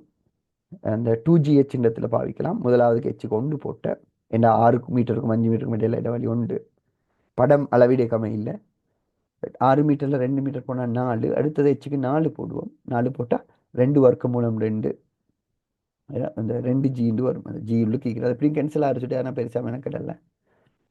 10 போட்டு செஞ்சாலும் நீ எப்படி வெட்டுப்படுமே. ரைட். அடுத்தது போம். ட்ரக் கொண்டு கிடையாக வளம் நோக்கிய திசையில் இயங்கிக் கொண்டுள்ளது. ரைட். இதனது ஒப்பமான படுக்கை. இது ஒப்பமானதா பெட் பெட்டி ஒன்று உள்ளது. ட்ரக் தனது வேகத்தை குறைவடை செய்யும் போது ட்ரக் சார்பாக பெட்டியானது, பூமி சார்பாக அல்ல, பெட்டியானது. இப்போ பாருங்க, முக்கியமான பாயிண்ட் உண்டு. ட்ரெக்கில் எம்ஜி மறுத்தாக்கம் தாக்குறது. அப்போ இந்த ட்ரெக் வலப்பக்கம் ஆறுமுடுகிற நேரம், வலப்பக்கம் ஆறுமுடுகிற நேரம், இதற்கு வலப்பக்கம் விசையோண்டு வராமல் ஆறுமுடுகை இயங்கியல இதோட சேர்த்து ட்ரெக்கோட. இப்போ கட்டாயம் உராய் விசையோண்டு இங்கே தொழிற்பட்டா தான் ஆறுமுடுகள் சாத்தியம். இந்த உராய் விசை இல்லாட்டி ஆறுமுடுகள் சாத்தியம் இல்லை. இது அப்படியே இருக்கும். ட்ரெக் போகும், இது விழும். ட்ரெக் சார்பா இடப்பக்கம் இயங்குற மாதிரி இருக்கும். அப்ப ட்ரெக் சார்பாக இடம் நோக்கி இயங்கும் தேரிய விசை தொழிற்படாமையால் விளையல் விசை ஒன்று வராத்தால. அப்ப தேரிய விசை தொழிற்படாமையால் என்னண்டா அந்த பெட்டியில் இருக்கிற விசைகள் ஒன்று எம்ஜி, அடுத்தது மறுதாக்கம், வேறொரு விசையும் இல்லை. ஒப்பமான தலைமுடத்தால உராய்வு வராது. உராய்வு வராட்டி ட்ரெக் போகும், பொருள் அங்கனே விழும். அங்கனே இருக்கக்குள்ள ட்ரெக் சார்பா பார்க்கல, ட்ரெக் போக போக இது பின்னுக்கு போற மாதிரி இருக்கும் ட்ரெக் சார்பா.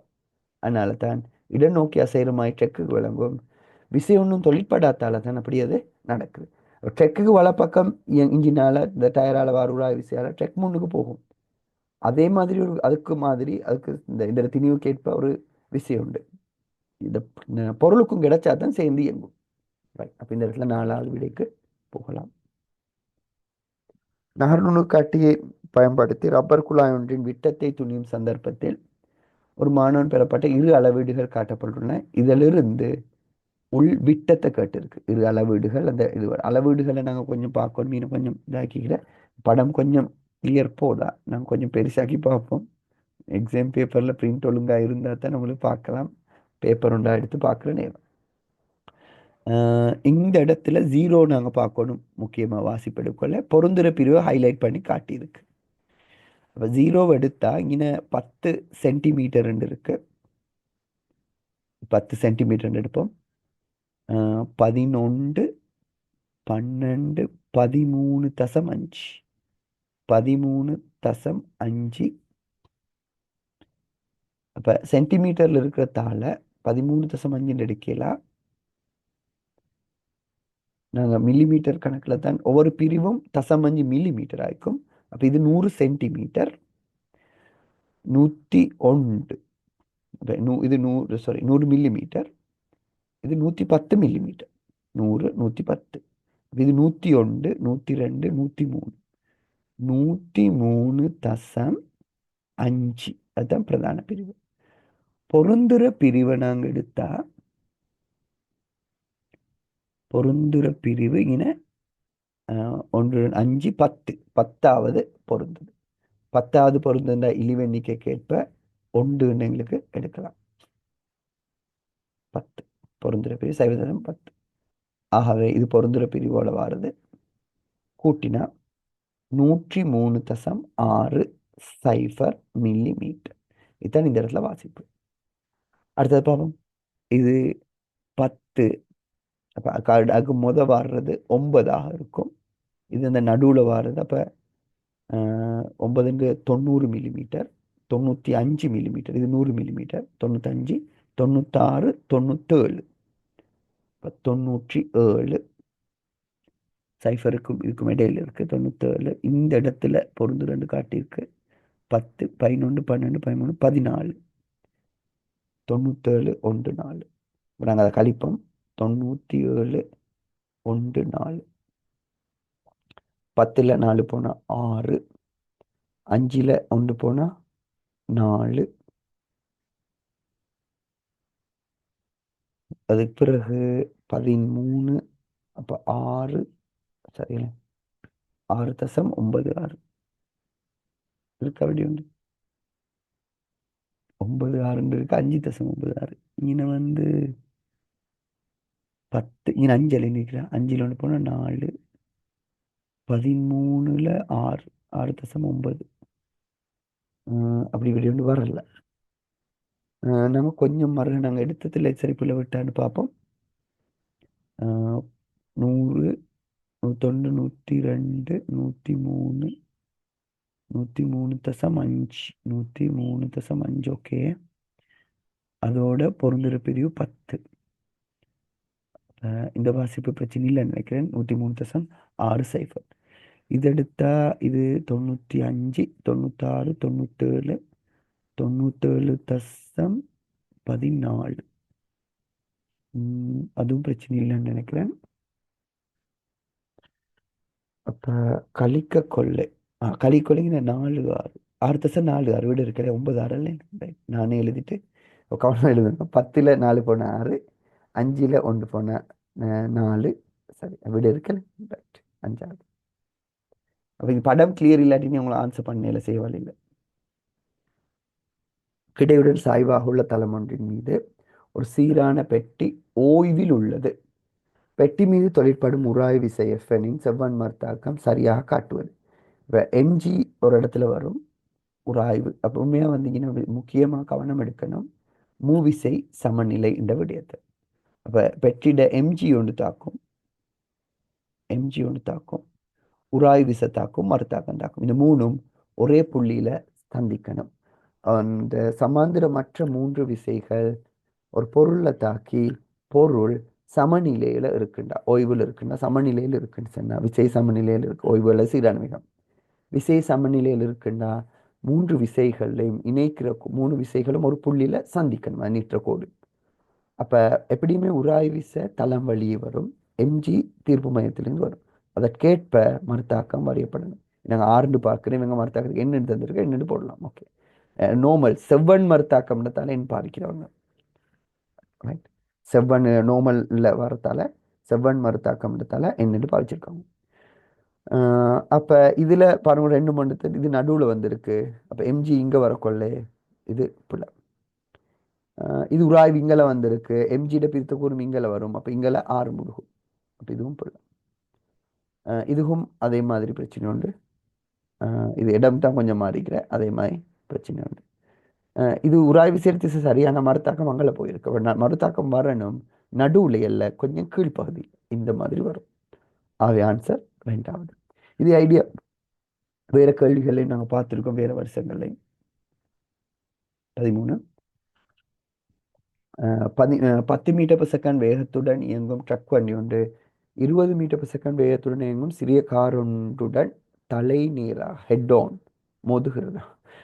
ஃபேஸ் டு ஃபேஸ் மோதுருமாய் ஒரு அமைப்பா. பின்வரும் நிலைமையை திருத்தமாக விவரிக்கும் கூற்று. ட்ரக் வண்டியின் திணிவு உயர்வாததால் அதில் ஏற்படும் உந்த மாற்றம் பெருசு.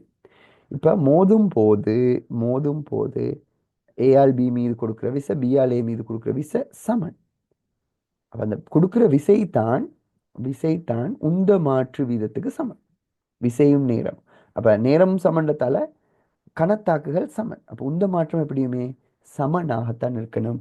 உந்த மாற்றம் பெருசி சிறுசி செல்லையில் அப்பது பிள்ளை. காரின் வேகம் உயர்வு என்பதால் அதில் ஏற்படக்கூடிய உந்த மாற்றம் எப்படியும் சமன் என்றா பிரயோகிக்கப்படுற விசை கணத்தாக்கு சமன். மோதுகையின் போது உந்த மாற்றம் அடைவதால் கார் வண்டியிலோ ட்ரக் வண்டியிலோ உந்த மாற்றம் எதுவும் ஏற்படுவதில்லை. உந்தம் காப்படைகிறதால ரெண்டிலையும் ஏற்படுற விளையுள் பாதிப்பு, விளையுள் உந்த மாற்றம் ஒன்று இருக்காது. தேறிய உந்த மாற்றம் ஒன்று இருக்காது. ஆனால் ரெண்டிலையும் உந்த மாற்றம் ஒன்று வரும். எதுவும் நடப்படாதுன்னா பிள்ளை நடைபெறும். திசை வித்தியாசம் இடத்தால 0 ஆகும். அப்ப தேறிய உந்த மாற்றம் 0. ஆரம்ப உந்தம் இறுதி உந்தத்தை காப்படையும். மோதுகையின் போது உந்தம் காப்படைவதால் காரில் ஏற்படும் உந்த மாற்றமும் ட்ரக்கில் ஏற்படும் உந்த மாற்றமும் பருமனில் சமன். ரைட், அதான் நான் கேட்கிறேன். உந்த மாற்றங்களோட பருமன் சமன். இவற்றில் ஏற்பட்டக்கூடிய உந்த மாற்றம் இம்மோதுகையானது மீள்தகவற்றதா என்பதை பொறுத்து. மீள்தகவற்றதான்றதை வச்சு இயக்க சக்தி காப்படைகிறான்றது தான் தீர்மானிக்கும். இயக்க சக்தி காப்படையுமா இல்லையான்றது. அது உந்தத்துக்கு பாதிக்காது. உந்தத்துக்கு நாங்கள் பார்க்கணும் புறவிசை இருக்கா இல்லையாண்டு. ரெண்டும் மோதக்கொள்ளே வாருது அகவிசை. புறவிசை இல்லாட்டி உந்தம் காப்படை. ஆகவே எங்களுக்கு 4வது விடையை போடலாம். அடுத்ததுக்கு போறேன் குயிக்கா. கிடையான ஒப்பமான தரையில் 4 கிலோகிராம் 6 கிலோகிராம் குற்றிகள் வைக்கப்பட்டு உருவில் காட்டப்படுறவாறு 0.5 திணிவுடைய விட்சுள். அப்ப விட்சுள்ளுக்கும் திணிவு ஒன்று இருக்கு. 0.5 கிலோகிராம். பாருங்க, இங்க 4 கிலோகிராம், எனக்கு 6 கிலோகிராம், நடுவில் இருக்கிறதுக்கு 0.5 கிலோகிராம்னு தரப்பட்டிருக்கு. எஃப் எனும் கிடை விசை பிரயோகிக்கப்படுது. இழுக்கும் போது விட்டராசின் வாசிப்பு 7.2 நியூட்டன். பாருங்க, முக்கியம் விட்டராசிட வாசிப்புன்றது இந்த பக்கத்துல வார இழுவை அல்ல. இங்க பொருள் இருக்கிற நம்புக்குறின்னு காட்டுகிறேன். இந்த இடத்துல வார இழுவை. அப்ப இங்க வார இழுவைத்தான் 7.2. கவனமா இருக்கணும். அதுதான் நாங்கள் படிச்சு தரக்குள்ள விட்டராசில இந்த பொருள் இணைக்கிற பக்கத்துல வார இழுவைத்தான் வாசிப்பு. இந்த இடத்துல வார இழுவை அல்ல. இந்த இடத்துல வார இழுவை அதை விட கூட இருக்கும். அது அல்ல 7.2 நியூட்டன். 7.2 நியூட்டன்றது விட்டராசுக்கும் பொருளுக்கும் இடையில, இந்த 4 கிலோகிராமுக்கும் இடையில வாரம். விட்டராசை 6 கிலோகிராம் திணிவுடன் இணைக்கும் இலையின் இழுவை. இதைத்தான் கேட்டிருக்கான். ரைட்.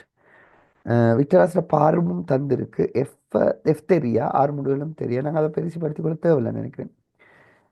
இந்த டீக்கு ஒரு சமன்பாடு போடலாம். டீ இந்த இழுவை இந்த ரெண்டையும் தூக்கிக்கொண்டு போறதால டீக்கு ஒரு சமன்பாடு போடலாம்.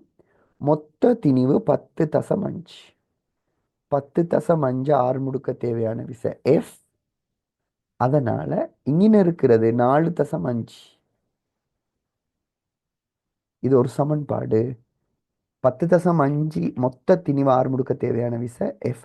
அதே 6 முடுகல்ல 4.5 6 முடுக்க தேவையான விசைத்தான் இந்த டி. அப்ப டீக்கு ஒரு சமன்பாடு எடுக்கலாம். அடுத்தது இந்த எஃப் தந்திருக்கின்றதால இந்த 7.2க்கு ஒரு சமன்பாடு இருக்கலும். 7.2 சொல்றது 10.5 6 முடுக்க தேவையான விசை எஃப். இந்த 7.5 இந்த 4 கிலோகிராம் மட்டும்தான் 6 முடுக்க செய்யும். அப்ப 4 கிலோகிராம் 6 முடுக்க தேவையான விசைத்தான் இந்த 7.2. அப்ப இந்த சமன்பாட்டில் இந்த எஃப் காணலாம். எஃப் கொண்டு வந்து போட்டா இழுவை கிடைக்கும். அப்ப எஃப்க்கு நாங்க இந்த 10.5 இதை போடலாம். அப்ப இதுல இருந்து இந்த ரெண்டையும் இருந்து நான் ஒரு அடிக்கு டீக்கு சமன்பாடு எழுதுறேன்.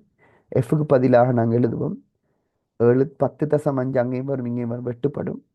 இந்த 7.2 10.5 பெருக்கி பிரிக்கணும். 10.5 தர 7.2 கீழே 4. அதோட 4.5 ஒன்று இருக்கு. கீழே 4 இங்கே ஒரு 10.5 ஒன்று இருக்கு. 4.5 எஃப்க்கு பதிலாக தான் இது எழுதினேன். இப்போ நாங்கள் கேன்சல் பண்ணி விடைக்கு போவோம். இதை வெட்டலாம். இது ரெண்டையும் பெருக்கி நாலால பிரிக்கணும். அப்ப பெருக்கி நாலால பிரிக்கணும். நாலால பிரிச்சா 1.1 ஆச்சு. அப்படி பிரிச்சா சரி. 7.2 4.5. எனக்கு அன்னளவா விட ஒன்று ஒரு அடிக்கு போக மேலும் 7.2 விட கொஞ்சம் கூடின விட 8.1. நான் பெருக்கி பார்க்கல பார்ப்பேன். 2 10க்கு 0 1 மிச்சம். ஏன்னா இன்னைக்கு வரது 7.2 அதை விட இன்னும் கூட வரும். கொஞ்சம் தான் திரும்பி கூட்டுறப்ப கொஞ்சம் தான் கூடணும். அப்படி ஒரு அடி பார்க்கவும் மேலும் 10 1 மிச்சம் 35 1 36 8 7 14 28 1 மிச்சம் 12 13. அதை நாங்கள் நாலால் பிரிக்கணும். நாலால் பிரித்தா 8 32 1 சரி தானே. 2.8 2 தானே சரி வருதுல்லே. 7.2 இங்கே இருக்கு. இதை விட கொஞ்சம் கூடணும் வேணா இன்னும் தசமஞ்சி கூட்டுறேன்.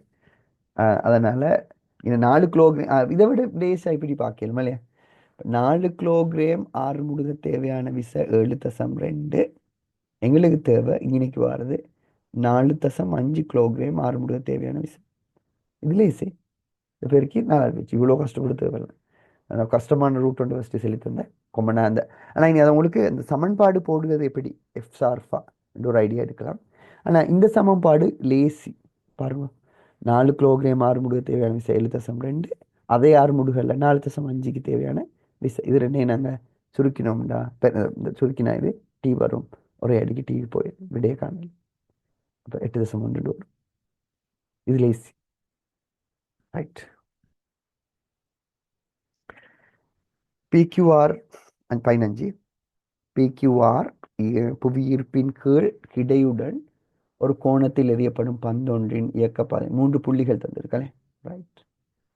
பந்தின் கதிகள் முறையே இதுல வந்து எரியிற நேரம் இங்கே வந்து நாங்கள் கதியெல்லாம் கேட்டுக்கிற கதியை நாங்கள் இதை வச்சு யோசிப்போம். அழுத்த சக்தி mgh, இயக்க சக்தி 12 mv². உயரம் போக போக இதனை கூட்டுத்தொகை மாறாது. அந்த மொத்த பொறிமுறை சக்தி மாறாது. அப்ப உயரம் கூட போகும்போது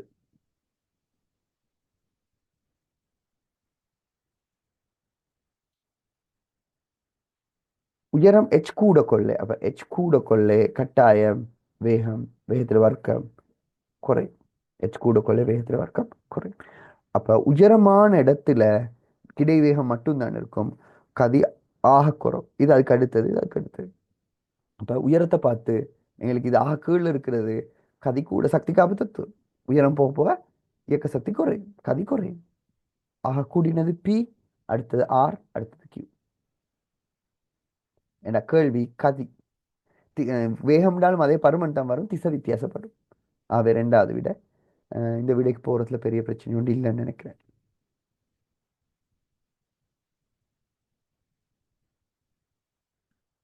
அடுத்தது பார்ப்போம். 50 120 150 3 விசைகள் விட்டராசியில் பயன்படுத்தி புள்ளியில் பிரயோகிக்கப்படுகிறது. உருக்கள் ஏபிசி என்பன காட்டுகின்றன சமநில சாத்தியம். அப்ப சமநில சாத்தியம்னா அந்த மூவிசை சமநிலை என்ற கேட்டகரிக்குள்ள நம்ம யோசிக்கணும். மூவிசை சமநிலையில வார ஒழுங்குல இங்கே வரணும். நாங்க இந்த சிறிய விசைகளோட கூட்டுத்தொகை பெரிய விசையை விட பருமன்ல கூட இருக்கணும். அதை மாதிரி தான் இருக்கலையே ரைட். இன 5 12. அப்ப இந்த பெருமானம் 5 12 15. இந்த பெருமானம் பொருத்தமாக வருதான்றதை நீங்க பார்க்கணும்.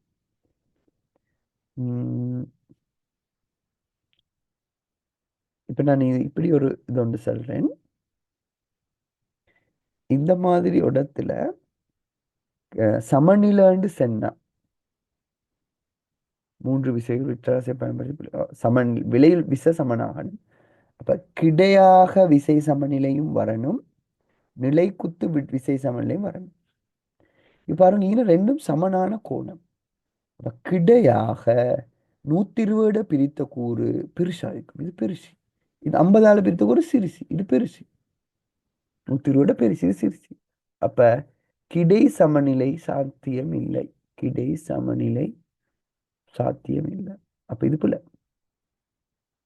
சமநிலை சாத்தியமானதை காட்டிக்கிற கிடை சமநிலை சாத்தியம் இல்லைண்டா நிலை குத்து சமநிலை மட்டும் வந்து என்ன செய்ய இதுலயும் பாருங்க, இது ரெண்டும் சமக்கோணம். இதுல இதுல சின்ன விசை, இன்னைக்கு சின்ன இந்த சின்னதுட சின்ன கோணம், சின்னதுக்கு சின்ன கோணம், பெரியதுக்கு பெரிய கோணம். அப்ப இதுக்கு ஒரு விசை வரும், இதுக்கு ஒரு விசை வரும். சமனாக சான்ஸ் இருக்கு. இதுல பெரியதுக்கு சின்ன கோணம் கொஸ்தானே பார்க்கணும் மீன். இதுக்கு பெரிய ஒரு விசை வரும், சின்ன பருமன், பெரிய கோணம், அப்ப சின்ன ஒரு விசை தான் வரும். அப்ப இதுலயும் கிடை சமநிலை சாத்தியம் இல்லை, சமநிலை சாத்தியம் இல்லை. அப்ப இதுவும் வராது. இதுல பெரிய விசைக்கு பெரிய கோணம், அப்ப கொஸ் பார்க்கக்குள்ளே சின்னதாகும். இது சின்ன கோணம், அப்ப இது கொஞ்சம் தான் குறையும், இது மிச்சம் குறையும். ஆகவே ரெண்டும் சமனா வரையிலும். அப்ப கிடை சமநிலையும் சாத்தியம், நிலை குத்தா பிரிச்சு வர ரெண்டுடையும் வர டோட்டல் 150 வந்தா சரி, அப்ப அதுவும் சாத்தியம். சி மட்டும்தான் விட. அப்ப விளைவு விசை பூச்சியமாகிற சிச்சுவேஷன் வர்ற நேரம் கிடை விளைவு விசையும் பூச்சியம் வரணும், நிலை குத்து விளைவு விசையும் பூச்சியம் வரணும். அப்ப நாங்க இங்க ஒரு ரெண்டு விசைகள் வர்ற நேரம் அந்த விசையிட இங்க தீட்டா ஒன்று வந்தா, இது நான் F1 தீட்டா 1 சொன்னா, இந்த இடத்துல வர விசை F1 கொஸ் தீட்டா 1. இது F2 எடுத்தா, இது தீட்டா 2 எடுத்தா, இங்கே வர விசை F2 கொஸ் தீட்டா 2. இந்த வச்சுதான் ஐடியா, இது ரெண்டும் சமனா வரணும், கிடை விசை ரெண்டும். அப்பதான் விளைவுள் சாத்தியமாகும், விளைவுள் பூச்சியம் வர சாந்திக்க. அப்ப கோணங்கள் ரெண்டும் சமனாக இருந்தா, கோணங்கள் ரெண்டும் சமனாக இருந்தா பருமன் விசைட பருமன் ரெண்டும் சமனாயிக்கணும். அப்ப இது பிள்ளை சின்ன கோணத்துக்கு அந்த சின்ன விசையும் பெரிய கோணத்துக்கு பெரிய விசையும் இருக்கணும். கொஸ்டலையும் பார்க்குறேன். அப்ப இந்த விடத்தான் பொருத்தம். 17வது கேள்விக்கு வரும். இயந்திர துப்பாக்கி ஒன்று 5 கிலோகிராம் திணிவை கொண்டது. இது 50 கிராம் திணிவுடைய சன்னங்களை நிமிடத்துக்கு 30 என்ற விதத்தில் 400 மீட்டர்/செகண்ட் கதியில் சுற்ற தேவையான இத்துப்பாக்கியை நிலையாக பேணுவதற்கு தேவைப்படும் விசை. 5 கிலோகிராம் கதையும் எங்களுக்கு இங்கே தேவையில்லை. இங்கே தேவைப்படுற விசைன்றது உந்த மாற்று வீதம். இந்த இடத்துல இது எங்களுக்கு ஒழுங்குபடுத்தி எழுதலாம் வருகா. திணிவை மொத்த திணிவை நேரத்தால் பிரிச்சுட்டு ஒவ்வொரு துப்பாக்கி சன்னத்துக்கும் வேற வேக மாற்றம் 0 இருக்கிறது 400ல போகுது. அப்ப இன்னைக்கு வேக மாற்றம் வேக மாற்றம் போடலாம். அழகு நேரத்தில் திணிவை நாங்கள் கண்டு கொண்டோம்னா அதிலிருந்து மேலதிகமாக வர விசை பேணுவதற்கு தேவைப்படுற மேலதிக விசையை எங்களுக்கு காணலும். திணிவு 50 கிராம் 50 தர 10⁻³ நிமிடத்துக்கு 30. அப்ப 30 வரும் எவ்வளவுக்கு? 60 செகண்ட். 60 செகண்ட். அப்ப டைம் 2 செகண்டுக்கு தான் ஒன்று போகுது. 2 செகண்ட் கொண்டு வேக மாற்றத்துக்கு 200 போடுவோம். 400 அல்ல 400. அப்ப 30 இங்கே 2 வரும். 2ஆல பிரிச்சா 200, 2ஆல பெருக்கினோம் 10 சம்மந்தப்பட்டு. ஓகே, அடுக்கு சரியா வரணும் பாருங்க. 2 அப்ப 3 0 3 10 4 0 வரும். மீண்டும் 3 0 கேன்சல் ஆகும், 10 வாட்டிக்கு. அப்ப இந்த அடிப்படையில் எங்களுக்கு போகலாம். இது 5 கிலோகிராம்ன்றது துப்பாக்கியில இருக்கிறது. நாங்கள் இந்த 5 கிலோகிராம துப்பாக்கி ஏதோ இதால வாருது. இப்ப நாங்கள் இப்படி என்ன எடுக்கிறோம், துப்பாக்கி எடுத்தா இது சன்னத்துக்கு போகும். சன்னத்துக்கு பிரயோகிக்கிற விசைத்தான் நாங்கள் கண்டேன். அதுக்கு சமனான ஒரு விசை இதுக்கு வரும், தாக்க மறுத்தாக்க சொல்லி. இது ரெண்டும் பருமன் சமன். இந்த விசையை நாங்க கையால கொடுக்கணும். கொடுத்தா அப்படியே நிற்கும். கொடுக்காட்டி இந்த துப்பாக்கி வந்தீங்கன்னா முகத்துல போடும். அதனால தான் இந்த கன்னை வைக்க கொள்ள உங்களுக்கு நான் இந்த நார்மலான ஒரு ஐடியா ஒன்று சொல்றேன். கன்னை வைக்க கொள்ள நாங்க அந்த நல்ல ஸ்ட்ராங்காக சந்தையில் வச்சுக்கொள்ளணும். அந்த ஒழுங்கா ஃபிக்ஸாக வச்சுக்கொள்ளணும் பெரிய கன்களை பாவிக்கிற நேரம். அப்படி இல்லாட்டி அதிலிருந்து அந்த சன்னங்கள் போற நேரம் துப்பாக்கி பின்தள்ளப்படுறது எங்களோட முகத்துல அல்லது தூக்கு வீசப்படுறதுக்கு காரணமா போகும். அப்ப அதனால நாங்கள் ஸ்ட்ராங்கா அந்த பிடிச்சு கொண்டு தான் சன்னத்தை வெளியிடணும். அதுக்கு தேவையாகிற அதுக்கு பிரயோகிக்க வேண்டிய விஷயம் தான் இங்கே கேட்டிருக்கு. சரி, அப்ப சன்னத்துக்கு கொடுக்குற விசையை கண்டா அது இதுக்கு இந்த இடத்துக்கு வார விசைக்கு சமன். அப்ப இதை சமப்படுத்துறதுக்கு இந்த விசையை இதே அளவு விசையை கொடுத்தா சரி. 10 நியூட்டன். அடுத்த கேள்விக்கு போவோம். காரொன்றினது மோதுகைக்கான விசைப்படம். அப்ப இங்க சின்ன ஒரு நேரம் மில்லி செகண்ட்ல தந்திருக்கு. அன்னளவு உருவி காட்டப்பட்டவாறு அன்னளவாக்கப்படலாம் 60 100 வரைக்கும். இக்காரணது திணிவு தரப்பட்டிருக்கு. மோதலுக்கு சற்று முன்னர் இக்காரின் கதியா அமைவது. காரொன்றானது மோதுகைக்கு கொடுக்கப்பட்ட சற்று பின்னர் கதி தெரியவே. இப்ப சற்று முன்னர் கதி எப்படி காணும்? சற்று பின்னர் ஓய்வடைந்து இருக்குமே முட்டினத்தை போல பெரிய ஒரு விஷயம் கொடுத்தீங்க. எப்படியோ இங்கே இந்த எஃப்டியை காணுவோம். எஃப்டி அது இந்த மாற்றத்துக்கு சமனா இருக்கும். இது முதல் கேள்விடலே. அப்ப எஃப்டின்றது இதோட பரப்பு. இப்ப அரை அடி 100 மில்லி செகண்ட். செங்குத்து உயரம் 600 கிலோ. கிலோ மில்லியும் கேன்சல் ஆகும். இப்ப இன்னைக்கு 300 3000 300 30,000 அല്ലേ 30. இதுதான் உந்த மாற்றம். ரைட். அப்ப திணிவு மாறாட்டி இப்ப இந்த உந்த மாற்றத்தை கண்ட. அப்ப திணிவு மாறாட்டி திணிவு தர வேக மாற்றம் எடுக்கலாம். அப்ப வேக மாற்றம் இதை திணிவால் நாங்க பிரிப்போம். வேக மாற்றம் சமன் உந்த மாற்றத்திலிருந்து உந்த மாற்றத்தை நாங்க பிரிப்போம் 1500. இங்க 2 சைஃபர் இங்க பிரிச்சா 2 20 வரும். அப்ப 20 வேக மாற்றமா? வேகம் அல்ல, வேக மாற்றம். அப்ப இங்க மோதுகையோட ஓய்வடையிருந்து தந்திருந்தா தான் நல்ல. மோதுகையுடன் ஓய்வுக்கு வருதுன்னு வரும். மோதுகைக்கு பின் ஓய்வு. ஒரு ஆள் திருப்பி கேட்கலாம், முட்டினத்துக்கு போற ஓய்வடையாம என்ன நடக்கலாம்? நீ முட்டிட்டு போகல இந்த நிலை முட்டிட்டு போகவே இல்லை. மோதுகைக்கு பின் வேகம் 0 நாங்க எடுப்போம். ஒரு தந்தா தான் செய்யலாம். இனி முட்டினத்துக்கு போற வழுக்கப்பட்டு கொண்டு போய் யாரு தெரியும். அப்ப இந்த முட்டு செல்லிக்கிற முட்டுற டைமுக்கு பெரிய விசை ஒன்று கொடுத்து விசை கூடி விசை குறையுது. விசை கூடி விசை குறைஞ்சாயின்னு பெரும்பாலும் ஓய்வு அடைஞ்சிக்கும் என்ற ஒரு ஐடியா எடுத்துக்கொள்ளலாம். அப்படி ஓய்வடைந்து எடுத்தாத்தான் எங்களுக்கு இந்த 20 விடைக்கு போகலும் 3வது விடை. அப்படி இல்லாட்டி என்ன நாங்க காணுது வேக மாற்றம் கிளியரா செல்லலாம். வேக மாற்றம் 20. ஆரம்ப வேகம் கேட்டிருக்கு. வேக மாற்றம் 20 செல்லலாம். இறுதி வேகம் 0 சொன்னா ஆரம்ப வேகம் இந்த வேக மாற்றத்துக்கு சமம்.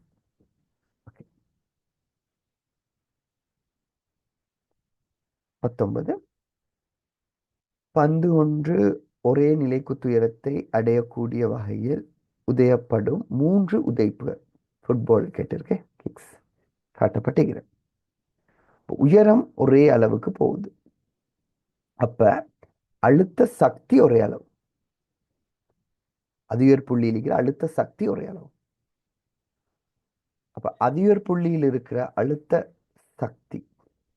அப்ப அதிகர் புள்ளியில் இருக்கிற கிடை வேகம் வித்தியாசப்படையிலும் என்ன இயங்கிக்கிறது கோணங்கள் வித்தியாசப்பட்டதை பொறுத்து. அப்ப எங்களுக்கு ஒரு பொது ஒரே உயரம் இடத்தால அதிகர் புள்ளியில் இயக்க சக்தி சமன் ஒரு ஐடியான்னு சொல்லலாம். ஆனா ஒரு பொருள் கொஞ்சம் கூட தூரம் கிடைவீச்சு கூடையா போகுது. அப்படி வித்தியாசங்கள் இருக்கு. எல்லா உதைப்புகளும் ஏபிசினது பரப்பு நேரங்கள் சமனான். இப்ப அதிகோர் உயரம் சமன்ன்றதை வச்சு எங்களுக்கு எடுக்கக்கூடிய முடிவுகளை நாங்க காய்ப்போம்.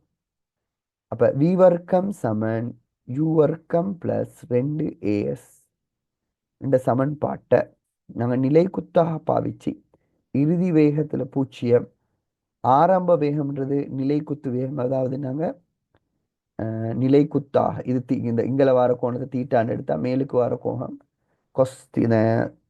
Sine theta. அப்ப வி வர்க்கம் சைன் வர்க்கம் தீட்டா மைனஸ் 2gh இதன் உயரம். அப்ப இதிலிருந்து நாங்க உயரத்தை வைத்து எங்களுக்கு செல்லக்கூடிய ஒரு முக்கியமான பாயிண்ட் உண்டு. இதே தான் சமன்பாடு தான் எல்லாருக்கும் வரும். அப்ப நிலைக்குத்து வேகம் எல்லாத்துக்கும் சமன். நிலைக்குத்து வேகம் சமன் என்று செல்லலாம். என்ற உயரங்கள் சமன். அதிக உயரங்கள் சமன். நிலை குத்து வேகம் சமன். உண்மையாக நாங்கள் டைமை பார்க்குற இதை வச்சு, நிலை குத்து வேகத்தை வச்சு தான் டைமை பார்க்குறோம். இங்கே 0 ஆகிற நேரம் இன்னைக்கு வி சைன் தீட்டா ஜிடி டைம் உண்டு. அது வி சைன் தீட்டாவின் கீழ் ஜி. அப்போ நிலைக்குத்து வேகங்கள் சமன்டா டைம் சமன். அப்போ பரப்பு நேரங்கள் சமன். அடுத்தது எல்லா உதைப்புகளிலும் ஆரம்ப வேகத்தின் நிலைக்குத்து கூறுகள் சமன். அதைத்தான் இப்போ பேசிட்டு நிலைக்குத்து கூறு எல்லாம் ஒரே அளவு உயரம் போகுது. எல்லாம் ஒரே அளவு உயரம் போறதால எல்லாத்திலையும் நிலைக்குத்து கதி சமன், நிலைக்குத்து வேகம் சமன். நிலைக்குத்து வேகம் சமன்றதால பரப்பு நேரம் சமன். 12 சரின்னு சொல்லலாம். ஆரம்ப வேகத்தின் கிடைக்கூறானது உதைப்பு சீட்கு உயர்வு. அடுத்தது பரப்பு நேரங்கள் சமன்ண்டா கிடை வீச்ச தீர்மானிக்கிற கிடை வேகம் தர நேரம். நேரம் சமன்ண்டா கிடைவீச்சு கூடினாலுக்கு கிடைவேகம் பெருசு. ஆகவே சிக்கு கிடைவேகம் பெருசு. கிடைக்கூறானது சிக்கு உயர்வு. அதுவும் சரி. அப்ப எல்லாம் சரி. 5ஆவதுக்கு போகலாம். நல்ல கேள்வி உண்டு. ஏண்டா இங்கே பாருங்க, உயரம் எல்லாம் சமன்னு தந்திக்கிறேன். அதிலிருந்து நிலைக்குத்து கதி நிலைக்குத்து வேகம் ஆரம்ப நிலைக்குத்து வேகம் சமன் எங்களுக்கு எடுக்கலாம். ஆரம்ப நிலைக்குத்து வேகம் சமன்ண்டா பரப்பு நேரம் சமன் எடுக்கலும். பரப்பு நேரம் சமன்ண்டா கிடை தூரம் யாருக்கு கூடையோ அவருக்கு கிடை வேகம் பெருசுண்டு முடிவெடுக்கலாம். அது கோணம் சிரிசுன்னு சொல்லலாம். இது கோணம் சிரிசா பார்த்துக்கொள்ள விளங்குறேன். ஓகே. 20 திணிவுடைய ஒரு பொருளானது உராய்வற்ற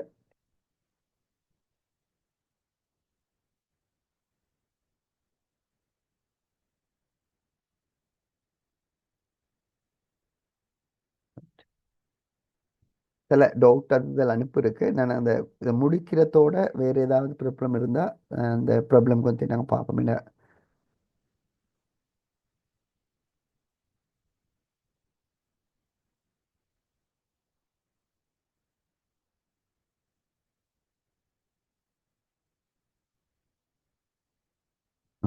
10வது கேள்வியில் ஒரு சின்ன ப்ராப்ளம் உண்டு காய்ச்சிருக்காங்க.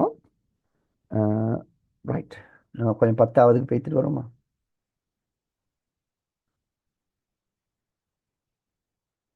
10வதுல அந்த இந்த கேள்வியில இது என்ன செல் இருக்கு? கிடையாக வளைநோக்கி திசையில் இயங்கிக் கொண்டுள்ளது. ஆல்ரெடி இயங்கிக் கொண்டிருக்கிற இது என்னது? ஒப்பமான படுக்கை பற்றியான ட்ரெக்கானது வேகத்தை இங்கே செல்லுகிற வேகத்தை குறைக்கிறது. ரைட். அமர்முடுகளா? ஆறுமுடுகள் அல்ல. அப்ப இதல்ல, இப்படி அமர்முடு. அப்ப வந்து இங்க வந்து முட்டுமலே. ரைட். அப்ப இங்க வந்து முட்டும். அப்ப இது வராது, இதல்ல இங்க. அப்ப இது அமர்முடுகிறது. அப்ப ஏற்கனவே செக்கில் இருக்கு. அமர்முடுக கொள்ளை இது ஸ்லோவாகும். அப்ப இது அமர்முடுக்கிறேன்னா பின்னோக்கி ஒரு விஷயம் வந்து கொடுக்கணும். இது வந்து சிவத்துக்கு வந்து முட்டும். வலம் பக்கம் இயங்குற மாதிரி வலம் நோக்கி அசையும் தேறிய விசை தொழிற்படாத்தால. அப்ப இதே கான்செப்ட் விளங்கப்படுத்தினது. ஓகே. நான் விளங்கப்படுத்தினது வேகம் கூடுறதுக்கு. சரி. அப்ப 5வது வீடு நான் கடைசியா அந்த சரி டிஃப்ரெண்ட்டில் இருந்தால் செக் பண்ணிக்கொள்வோம். அப்ப இங்கே வந்து விட்ட பிள்ளை வந்து வேகம் அதிகரிக்கிற நேரம், அதாவது 6 முடுகளுக்கு தான் நான் விளங்கப்படுத்தினேன். 6 முடுகள் இங்கே செல்லு 6 முடுகள் இல்லைங்கன்னா அமர் முடுகள். அமர் முடுகள்னா 6 முடுகள் திசைக்கு எதிர் திசையில இது ஸ்லோ பண்ண டயருக்கு ஒரு விசை கொடுக்கும். ஆனா இந்த இதுல இந்த விசை இருக்காது. இப்படி விசை ஒன்று இங்கேக்கும் இல்லை இங்கேக்கும் இல்லை, ஒரு ஆய்வு இல்லை. ஆனால் விசை ஒன்றும் தொழிற்படாத்தால் இது சீரான வேகத்தோட போகும். இது ஸ்லோவாகும், போய் முட்டுப்படும். அப்போ சார்பா பார்க்கல வல பக்கம் இயங்குற மாதிரி தொழிற்படும். ரைட். அதைத்தான் கேட்டிருக்குன்னு நினைக்கிறேன். ஓகே, ஜெராக்கலாம். அப்போ கவனமாக பார்க்கணும். வேகம் கூட்டுறா குறைகிறா, 6 முடுகளா 6 முடுகளான்னு பார்க்கணும். ரைட். 20க்கு போகும். திணிவுடைய ஒரு பொருளானது உராய்வற்ற கிடையான மேற்பரப்பு வழியே வி எனும் கதியுடன் இயங்குகிறது. திணிவுடைய ஒரு பொருளானது உராய்வற்ற இதுல வி கதியுடன் இயங்குகிறது. அப்போ ஒப்பமான தலைமணின்னு செல் இருக்கு. இப்போது திணிவானது மியூ எனும் இயக்கவியல் உராய்வு கொண்டு வழங்கக்கூடிய கரடான வழியே பிரவேசிக்கிறது. உராய்வு காரணமாக இத்தேணிவு வேகம் குறைக்கப்பட்டு ஓய்வடையும் வரை இயங்கிய மொத்த தூரம். உராய்வு விசைக்கு எதிராக செய்யப்பட்ட வேலை இயக்க சக்தி மாற்றத்துக்கு இயக்க சக்தி இழப்புக்கு சமன். உராய்வு விசைக்கு எங்களுக்கு போடலாம் மியூ எம்ஜி. அப்ப இந்த சமன்பாட்டில் மியூ எம்ஜி எஸ் தான் காணணும் ½ mv வர்க்கம். எம்ஏ கேன்சல் பண்ணலாம். அப்போ எஸ் சமன்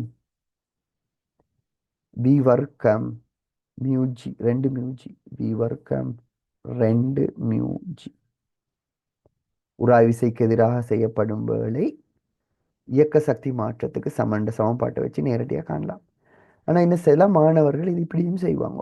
கொஞ்சம் 2 ஸ்டெப்பில் போகிறவங்க தான் உராய் விசையை வைத்து ரைட் எஃப் சமன் எம்ஏ அமர்முடுகளுக்கு பாவிப்பாங்க. உராய் விசைக்கு பதிலாக மியூ எம்ஜி போடலாம், இது எம்ஏ போடலாம். எம்ஏ கேட்டினா அமர்முடுகள் வந்து மியூஜிக்கு சமனாக இருக்கும், நார்மலாகவே தெரியும். அது பிறகு கதி தந்திருக்கேன். அப்போ வி வர்க்கம் சமன் யூ வர்க்கம் ப்ளஸ் 2s. இறுதி வேகம் 0 ஆகணும், ஆரம்ப வேகம் வி வர்க்கம், அமர்முடுகள் பதிலாக 2 மியூஜி எஸ் காணும். அப்போ 2 மியூஜி எஸ் சமன் வி வர்க்கம். எஸ் வந்து எப்போ பிரிச்சா சரி, அப்போ இப்படியும் இந்த விடைக்கு போகலாம். அப்போ எஃப் சமன் இந்த ஒழுங்கில் அமர்முடுகளை கண்டு பிரதியிட்டும் போகலாம், அல்லது உராய் விசைக்கு எதிராக செய்யப்படும் வேலை இயக்க சக்தி இழப்புக்கு சமன் போட்டு இந்த இடத்துல எனக்கு கிடைத்தளம் அழுத்த சக்தியில் மாற்றம் வரல, சக்தி மாற்றத்துக்கு சமன் எடுத்து எங்களுக்கு போகலாம். 2 மெத்தட்டும் ஓகே. எம்சிக்கு உண்டத்தால பார்த்தோண்டு குயிக்காக போகலாம். லேசான 21 11 H உயரமான கட்டிடம் ஒன்றின் உச்சியிலிருந்து T சமன் 0 விளவிடப்படுகிறது. T நேரத்தில் இப்பந்தானது தரையை அடைந்திருப்பின் T/2 நேரத்தில். இதுக்கு நான் சின்ன ஒரு சார்ட் ஒன்று வரையிறேன் பாருங்க. VT கிராஃப் ஒன்று நாங்கள் எடுப்போம். VT கிராஃப் ஒன்றை வச்சு விளங்கப்படுத்துவோம். இது நான் முந்தைய ஒரு இதுக்கு முதல் செஞ்ச பேப்பரில் விளங்கப்படுத்தின ஒரு தியரியை செயல்படுத்துகிறேன். VT கிராஃப் ஒன்று நாங்கள் வரைஞ்சா இதில் இதுதான் மொத்த நேரம். அப்போ இதை நாங்கள் சரியாக அரைவாசா பிரிக்கிறோம். ரைட், சரியாக அரைவாசா பிரிக்கிறோம். அப்போ இதுதான் கேபிட்டல் T, இது T/2 அரைவாசி நேரம். அப்போ சம நேர இடைவெளியில் ஓய்விலிருந்து இயங்குறோண்டு சம நேர இடைவெளியில் இயங்கிய தூரங்கள் 1க்கு 3, இதை பரப்பு 1, இதை பரப்பு 3. ரைட், அப்போ பந்தானது தரையிலிருந்தான உயரம். அப்போ பாருங்கோ 3க்கு 1 பிரியும். அப்போ மொத்த உயரத்தை நாங்கள் எடுத்தா மொத்த உயரம் எடுத்தா இது மொத்த உயரம். முதல் அரைவாசி நேரத்தில் காவாசி டைம், காவாசி உயரம். அடுத்ததுல முக்காவாசி உயரம், காவாசி முக்காவாசி. நிலத்திலிருந்து பார்க்கல முக்காவாசி 1க்கு 3 விகிதத்தை வச்சு லேசாக பார்க்க. சரி, இதான் பில்டிங் மொத்த உயரம். முதல் டைமில் T/2 மொத்தத்தில் மொத்தம் 4ண்டா 4 1 காவாசி. அடுத்ததுல என்னடா சம நேர இடைவெளிகளை நாங்கள் இது விளங்கப்படுத்தின VT கிராஃப் ஓய்விலிருந்து போகிற நேரம் நேர இடைவெளிகள் சமன்ண்டா இயங்கிய தூரங்கள விகிதம் 1க்கு 3, அடுத்தது 5 அப்படி போகும். இப்போ சமனா பிரிச்சா ஹாஃப்ண்டல் பிரிச்சுக்கிறேன். அப்போ 1க்கு 3 பிரிச்சுட்டிக்கிறேன். லேசா விடைக்கு போகலாம். அப்படி இல்லாமல் நீங்கள் இதை செய்கிறதாக இருந்தால் புவியீர்ப்பின் கீழ் இயக்கம் சமன்பாடு S சமன் ½AT² பாவிப்போம். இது வர இப்போ நாங்கள் ஃபஸ்ட்டுக்கு வந்து டைம் T எடுத்தால் அடுத்தது 2 T போடுவோம். ஃபர்ஸ்ட் S1 ½ A அதே அளவு, அந்த இது மாறாதலே இதுக்கு டைமுக்கு நான் 1 செகண்ட் 1 எடுப்போம், 1 வர்க்கம். அடுத்தது டைமை T எடுப்போம், T வர்க்கம். ½ A அப்படியே இருக்கும். அடுத்தது 2 T வர்க்கம், டபுள் டைம். அப்போ இது வந்து மொத்த தூரம். அப்போ இதுக்கு வந்து இதிட வார பெருமானம், இதிட வார பெருமானத்தை இதில் இருந்து இதிட பெருமானத்தை விட இது 4 மடங்குண்டு வரும். அப்போ இதுக்கு நாங்கள் எக்ஸ்ன்னு எடுத்தால் இதுக்கு 4x வரும். அப்போ முதல் பயணம் வந்து 4xல எக்ஸ் காவாசிட்டு வரும். அதுக்கு பிறகு எங்கிருந்து முக்காவாசி. அப்போ அப்படி எடுத்தாலும் விடைக்கு போகலாம். ரைட், 22 உருள் காட்டப்பட்டவாறு திணிவுகள் வித்தியாசம் இல்லை 2.2 வித்தியாசமாக தந்திருப்பாம். 5 பந்துகள் குறுக்கு சட்டம் ஒன்றுடன் 5 சர்வசமனான இலைகள் மூலம் இணைக்கப்பட்டுள்ளது. ஒவ்வொரு இலையும் அதன் இழுவையானது 2.2 22.5 நியூட்டனை மீறும் போது அற அறக்கூடியது. அந்த இந்த அஹ், அறுபடக்கூடியது, அதான் அறக்கூடியதுன்னு சொல்லிக்கிறேன். அறுபடக்கூடியது உயர்த்தி ஒன்றின் கூரையிலிருந்து நீக்கப்படுகிறது. ரைட். உயர்த்தி படிப்படியாக அதிகரிக்கும் மாறுமுறை மேல் நோக்கி இயங்கும் போது ஒரு சந்தர்ப்பத்தில் 2 கிலோகிராம் திணிவுகளை மட்டும் அறாது ஏனையவை அறுபட்டு இருக்கிறது. ரைட். அப்ப நாங்க இழுவைக்கு ஒரு சமன்பாடு யோசிப்போம். மேல் நோக்கி இயங்கும் போது எஃப் சமன் எம்ஏ மேல் நோக்கி பாவிக்கின்ற மீனை வந்து எல்லாத்துலேயும் இழுவையும் எம்ஜியும் வரும், அப்படித்தானே? இப்போ டி மைனஸ் எம்ஜி, எஃப் சமன் எம்ஏ மேல் நோக்கி பாவிச்சா எம்ஏ ஆயிக்கும். டி மைனஸ் எம்ஜி எம்ஏ ஆக இருக்கும்.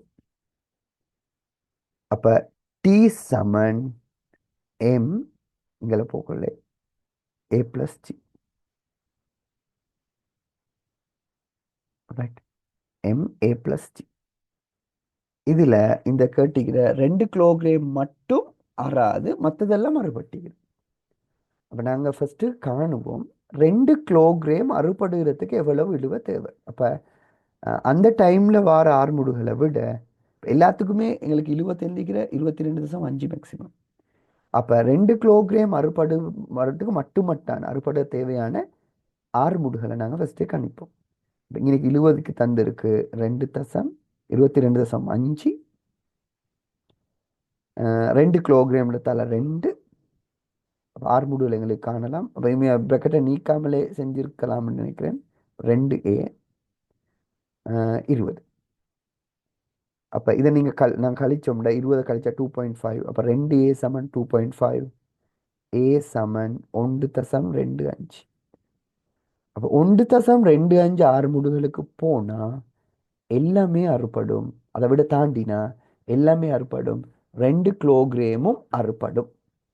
அப்ப நாங்க எடுக்கிற விட 1.25 விட சிறிசாக இருக்கணும். இது வராது. ஏன்னா இந்த ஆறுமுடுகள் வந்தா எல்லாமே அறுபடும், 2 கிலோகிராமும் அறுபடும். நாங்க அடுத்தது பார்ப்போம் 2.05. இது அடுத்த திணிவு. இதில் இதுக்கு அறுபடுறதுக்கு எவ்வளவு தேவைன்னு பார்ப்போம். இதே ஒழுங்குல டி சமன் எம்ஜி மைன் இந்த சமன்பாட்டுக்கு போகும். இதுல இழுவை வந்து இதுக்கும் 22.5 சய திணிவு வந்து 20.5 திணிவு எம்ஜி திணிவு வந்து 2.05 ஏ. இதை நாங்கள் கழிச்சா 20 5 22.5 அப்போ 2 வரும். 2.05 பிரிக்கணும். அப்போ 2 கீழ் 2.05 அப்போ 25 200 கீழ் 205. அப்போ இதுக்கு வரும் 200 0.0 ஒரு பெருமானம் 0.8 அப்படி ஒரு கணக்கு கொண்டு வரும் 0.0. அப்ப 0.0 விட இதை விட பெருசாயிக்கும். அப்ப இதெல்லாம் 0.0 எவ்வளோன்னு கொஞ்சம் இது வந்து இதை விட தாண்டினா தான் அறுபடும். ரைட். இப்போ எங்களுக்கு தேவை இதை விட சிறுசா இருக்கணும். ஒன்றை விட ஒன்று ஒன்று தந்துருக்கலே ஒன்று. அப்போ ஒன்றை விட எப்படி குறவே, ஒன்றை விட குறம். இன்னைக்கு நாங்கள் ஃபர்ஸ்ட் பெருமானத்தை போடுவோம். 9 மட்டும் வரும். 9. அப்போ 0.9 இந்த ஒரு கணக்கு கொண்டு வரும். அதை விட இதை விட பெருசாக இருக்கணும். இது சிறுசி, இதை விட பெருசாக இருக்கணும்.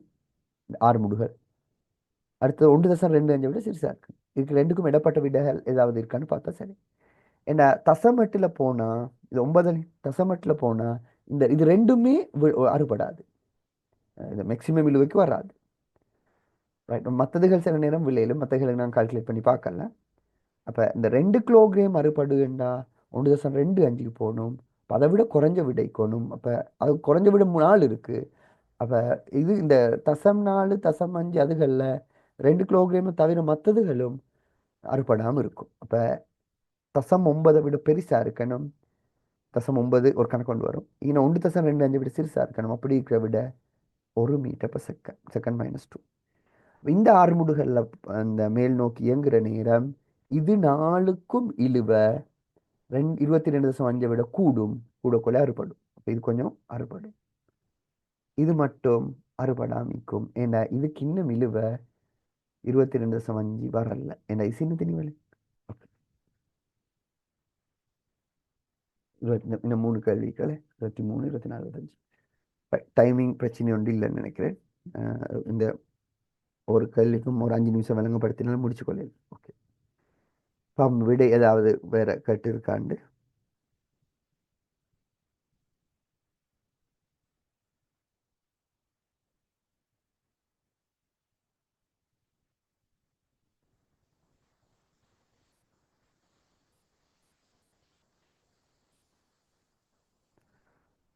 ஏக பரிமாண உந்தம்டா என்னன்னு கேட்டிருக்க. ஏக பரிமாண உந்தம்ட லீனியர் மொமெண்டம். ரைட்.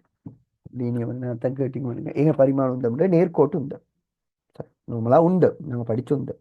ஏன்னா ஏக பரிமாண உந்தம்ன்ற சொல்லொண்டு பாவிச்சிருந்தா சுழற்சி இயக்கம் படிச்சதுக்கு போற சுழற்சி உந்தம்னு ஒன்றும் வாரு. அதனால தான் அப்படி இதோண்ட விசேஷமா கழிக்க வேண்டியது. ரைட். இதுக்கு போவோம்.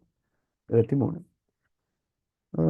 2.7 நீளமான திணிவு புறக்கணிக்கத்தக்க கோள்.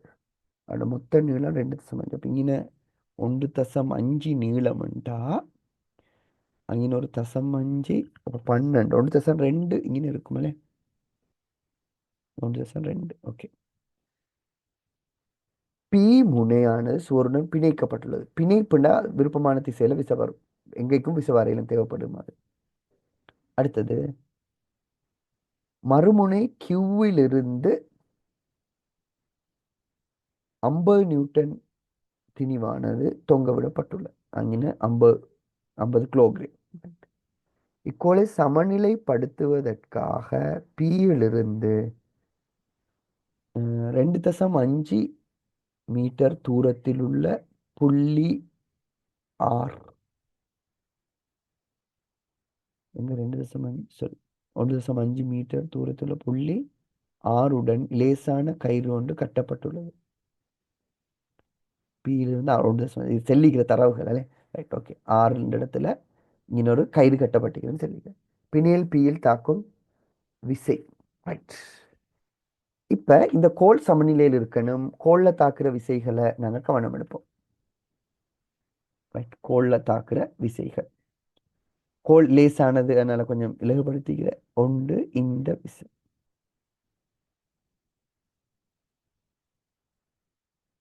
இந்த விசை இங்கே வர விசை. அடுத்தது கோளை கீழ் நோக்கி இழுக்கிற. அடுத்தது இந்த விசை. அது கோளை இடப்பக்கம் இழுக்கிற. அப்ப எனக்கு பாருங்க ஒரு விசை இங்க இருக்கு, ஒரு விசை இங்க இருக்கு. சமப்படுத்துற விசை இங்கக்கு வரும். அப்பதான் இந்த கோள்ல தாக்குற 3வது விசை இங்க அது இந்த திசையில வரும். கோள்ல தாக்குற விசை இதைத்தான் காணணும். இதுதான் காண வேண்டிய ஸ்டம். இதைத்தான் காணணும். மூவிசை சமன்ல வரணும். கோள்ல 3 மூசை தாக்குறது ஒன்று இந்த புள்ளியில ஒன்று இந்த புள்ளியில. இந்த ரெண்டும் இணையத்துக்கு சமப்படுத்துற மாதிரி 3வது விசை வரணும். 3 முறை இடத்துல சந்திக்கணும். அப்ப இது இந்த திசையில வரும். இதுதான் சந்திக்கிற புள்ளி. ரைட். அப்ப விசையோட திசையை நாங்க கண்டிருக்கோம். அதுட பருமனை காணுறதுக்கு ஒரு மெத்தட் உண்டு தேவை. தீட்டா ஏதாவது அளவு தந்திருக்கா? இல்லை. இது தீட்டான்னு மட்டும்தான் போட்டிருக்கு.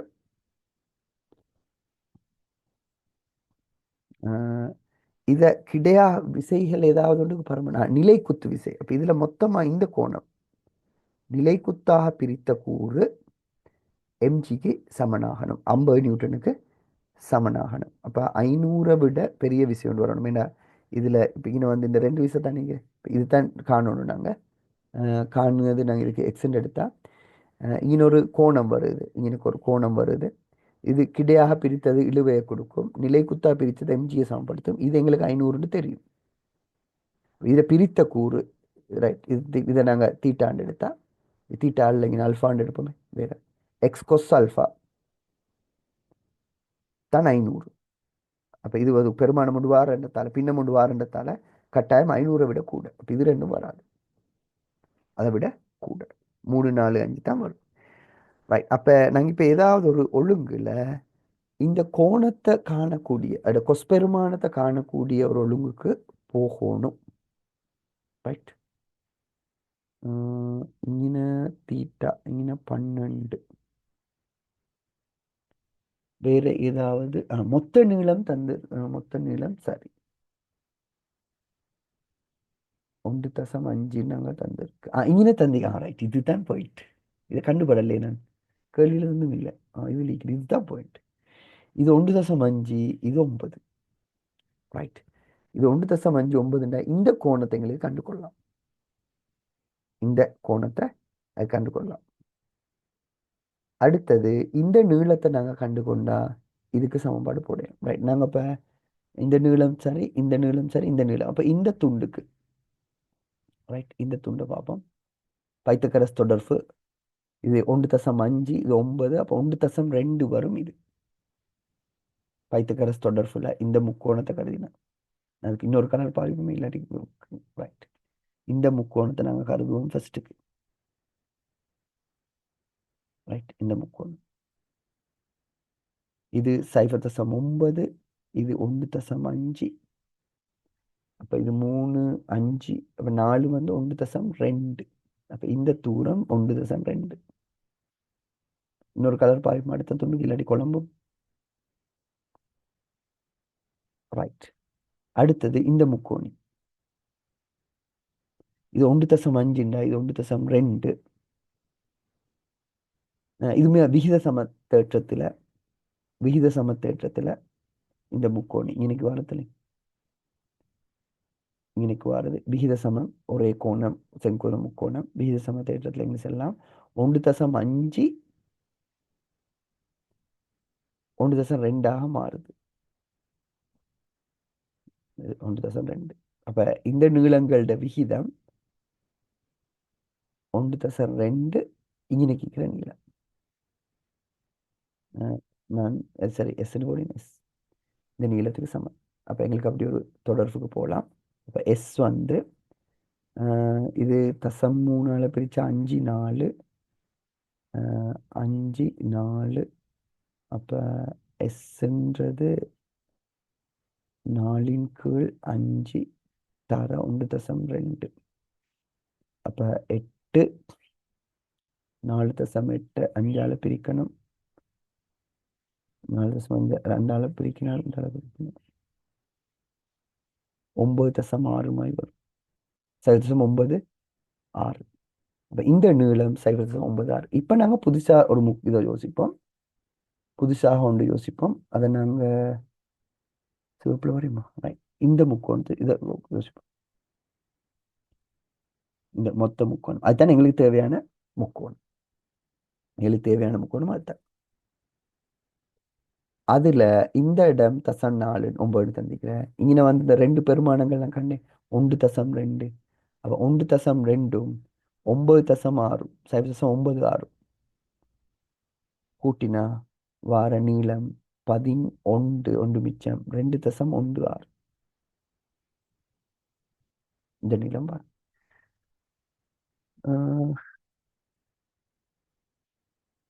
அப்ப இன்னைக்கு எங்களுக்கு ஒரு பருவ கஷ்டம் உண்மையிலே கொஞ்சம் இந்த வேலையை கொஞ்சம் பெருசாக்கி வச்சிருக்கேன். இந்த 12 ஓகே. இந்த நீளம் நான் கண்டது 9 12 1.5 1.2 மாறுது. அப்போ 5ஆல் பிரித்து 4ஆல் பெருக்கணும். இது 5ஆல் பிரித்து 4ஆல் பெருக்கணும். 4ஆல் பிரிக்கினா 4.8 5ஆல் பிரித்தா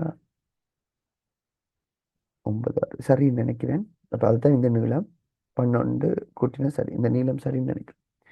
ரைட். அப்போ பைத்தகரஸ் தொடர்புல நாங்கள் இங்கனைக்கு ஒரு பெருமானத்தை காணணும்.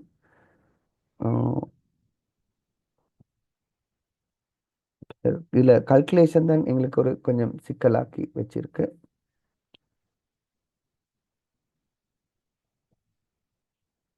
2.16 அதை நாங்கள் பெருக்கி எடுப்போம். 4.6656 9 அப்போ 0.81 6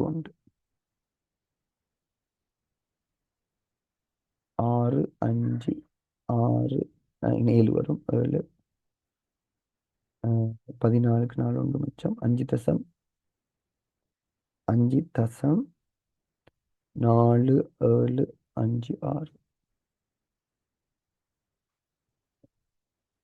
இதுக்கு வர்க்க மூலம் நாங்க கண்டா வர்க்க மூலம் சரியா வரக்கூடிய ஒரு விடை உண்டா? வர்க்க மூலம் வரக்கூடிய ஒரு விடை விகிதம் சரியா பார்த்து போட்டுருக்காங்க. ரைட். அப்ப கொஸ்பெருமானம் இதுதான். இந்த கோணத்துல இந்த கோணம் தான் எங்களுக்கு தேவை. இதுல கொஸ்பெருமானம் போடுவோம். அப்ப எக்ஸ் தான் நாங்க இங்க காணணும். கொஸ்ன்றது அயல் பக்கத்தின் செம்பக்கம் தசம் 9 கீழ் 2.34 கொஸ் அல்ஃபா. இதுதான் நாங்கள் அல்ஃபான்ற மொத்தம். இது தீட்டா வேற, அல்ஃபான்றது மொத்தம் பெரியது. அல்ஃபா 500. அப்ப 500ஆல பெருக்கி இது நாங்க பிரிச்சு வட்டி வந்து பார்ப்போம்.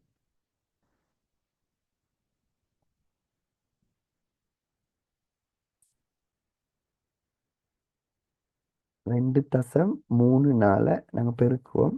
வார விடைய தசம் 9ஆல பிரிப்போம். இப்போ 1300 எக்ஸ் சமன் 1300. சுருக்கல் தான் கஷ்டம். சுருக்குறது அந்த ஒரு நல்ல ஒரு ஐடியா ஒன்று எடுத்திருக்கு. ஏதோ விட 4ஆவதுக்கு கிளியரா வருது. சரி, வேற ஒன்றும் செல்றதுக்கு இல்லை. விட சரியா வருது. ரைட். நான் இங்கே மீண்டும் ஒரு முறை இந்த நீளம் கண்டத்தை மட்டும் சொல்றேன்.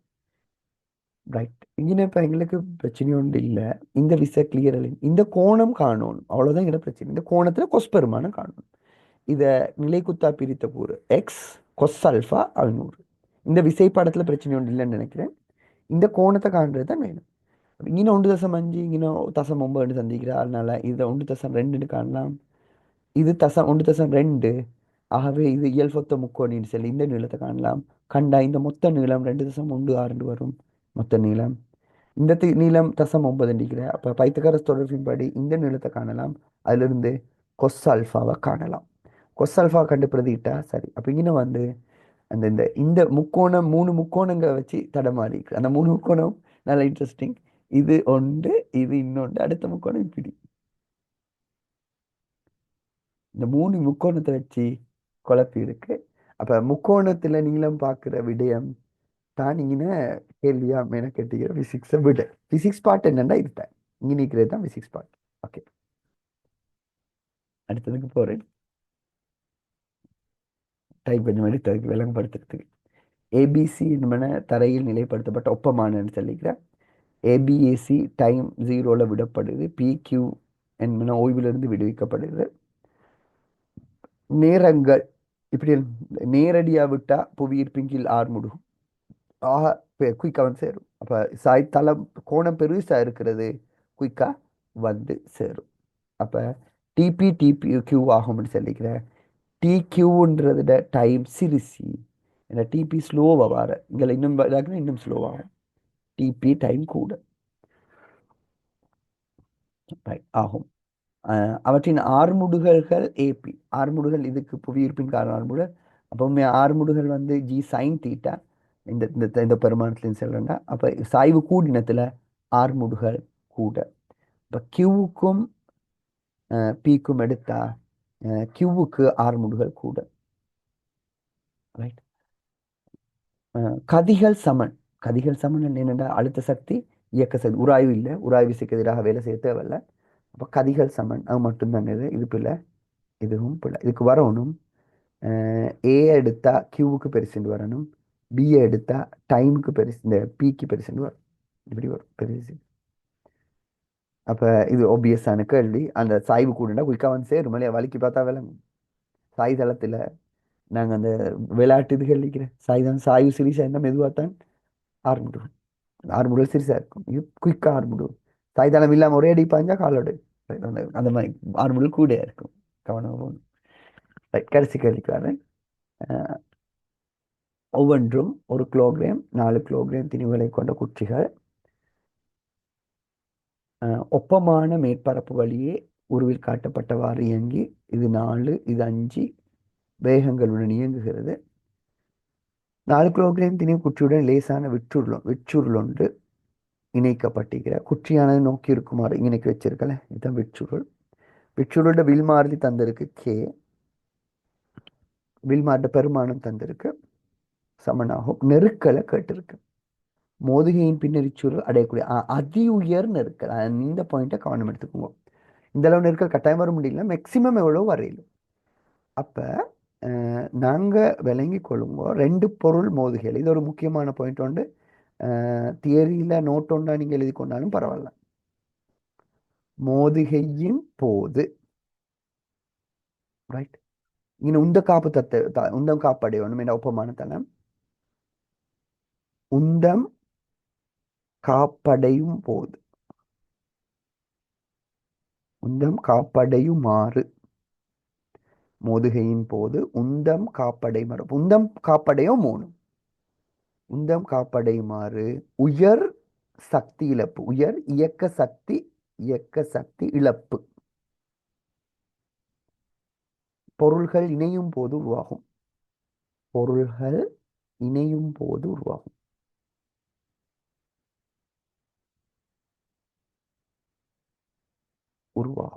இதுல பாஸ் பேப்பர் கேள்விகளும் வந்திருக்கு. அதுதான் பாயிண்ட். இங்க உந்தம் காப்படைகிற, அப்போ உந்தம் காப்படைய கொள்ளே இது மோதுகிறது, ரெண்டும் மோதும் சேருகிறது.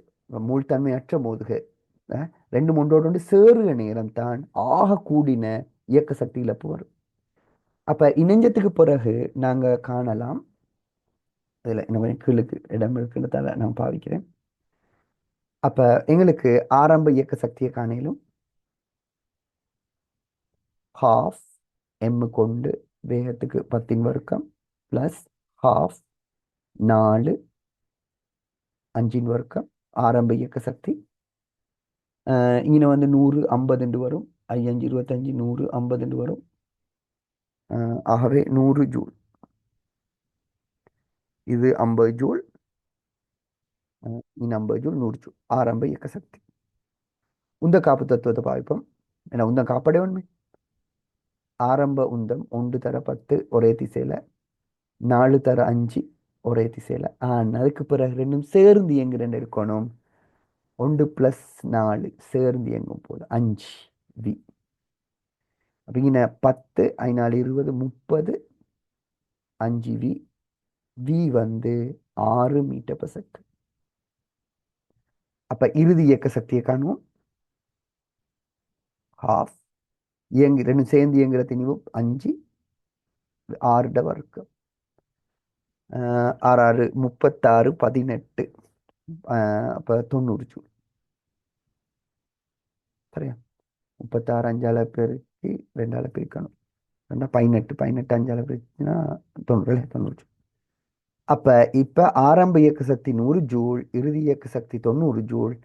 அப்ப இயக்க சக்தி இழப்பிட மேக்சிமம் பெருமானம் இயக்க சக்தி இழப்பு 10 ஜூல் கழிச்சு பார்த்தோம். 100லேருந்து 90 கழிச்சு 10 ஜூல். அப்ப இந்த 10 ஜூல் இந்த வில்லில் சேமிக்கப்படும். மேக்சிமம் சத்தமாகவோ வெப்பமாகவோ போகாம அது முழுவதும் இந்த வில்லில் சேமிக்கப்பட்டா வில்லிட அழுத்த சக்திக்கு நாங்க சமன்பாடு போடுவோம். ஹாஃப் கே இ வர்க்கம். ஈயத்தான் கேட்டிருக்கு. இதில் வில்லில் சேமிக்கப்படுகிற சக்தின்னு கேட்கலாம். அப்படி கேட்டால் 10 ஜூல். இங்கே கேட்டது வில்லில் சேமிக்கப்பட்ட சக்தி அல்ல. நான் இன்னும் கொஞ்சம் வெளியே காட்டுறேன்.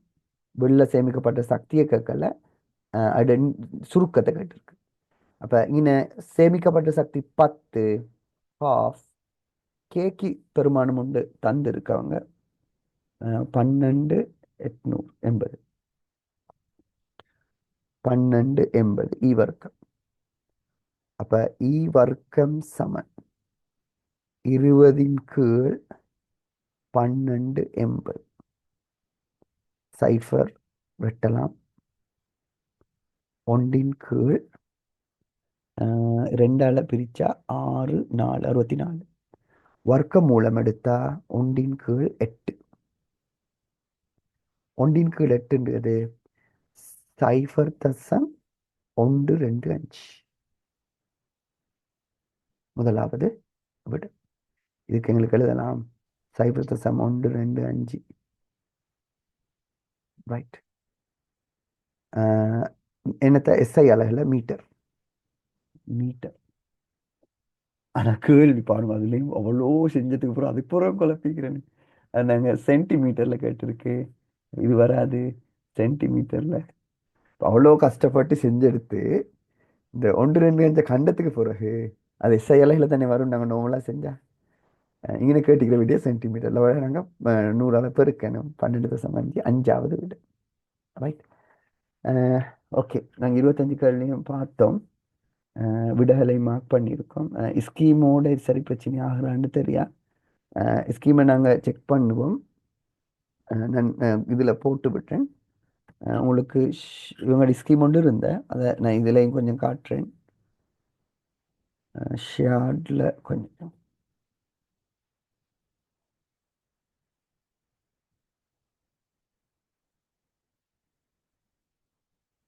இதுதான் கொடுக்கப்பட்டிருக்கிற ஸ்கீம். இதுக்கும் நாங்கள் எடுத்த விடைகளுக்குமே சரி வித்தியாசங்கள் இருக்கோ தெரியா. நாங்கள் செக் பண்ணிவிட்டு அப்படி ஏதாவது இருந்தால் நான் அந்த அப்டேட் பண்ணுறேன். கடைசியாக சொல்கிறேன், அந்த பிடிஎஃப் லிங்க்கில், சாரி இந்த டிரைவ் லிங்க்கில் நாங்கள் போட்டு விட்டுறேன். ரைட்.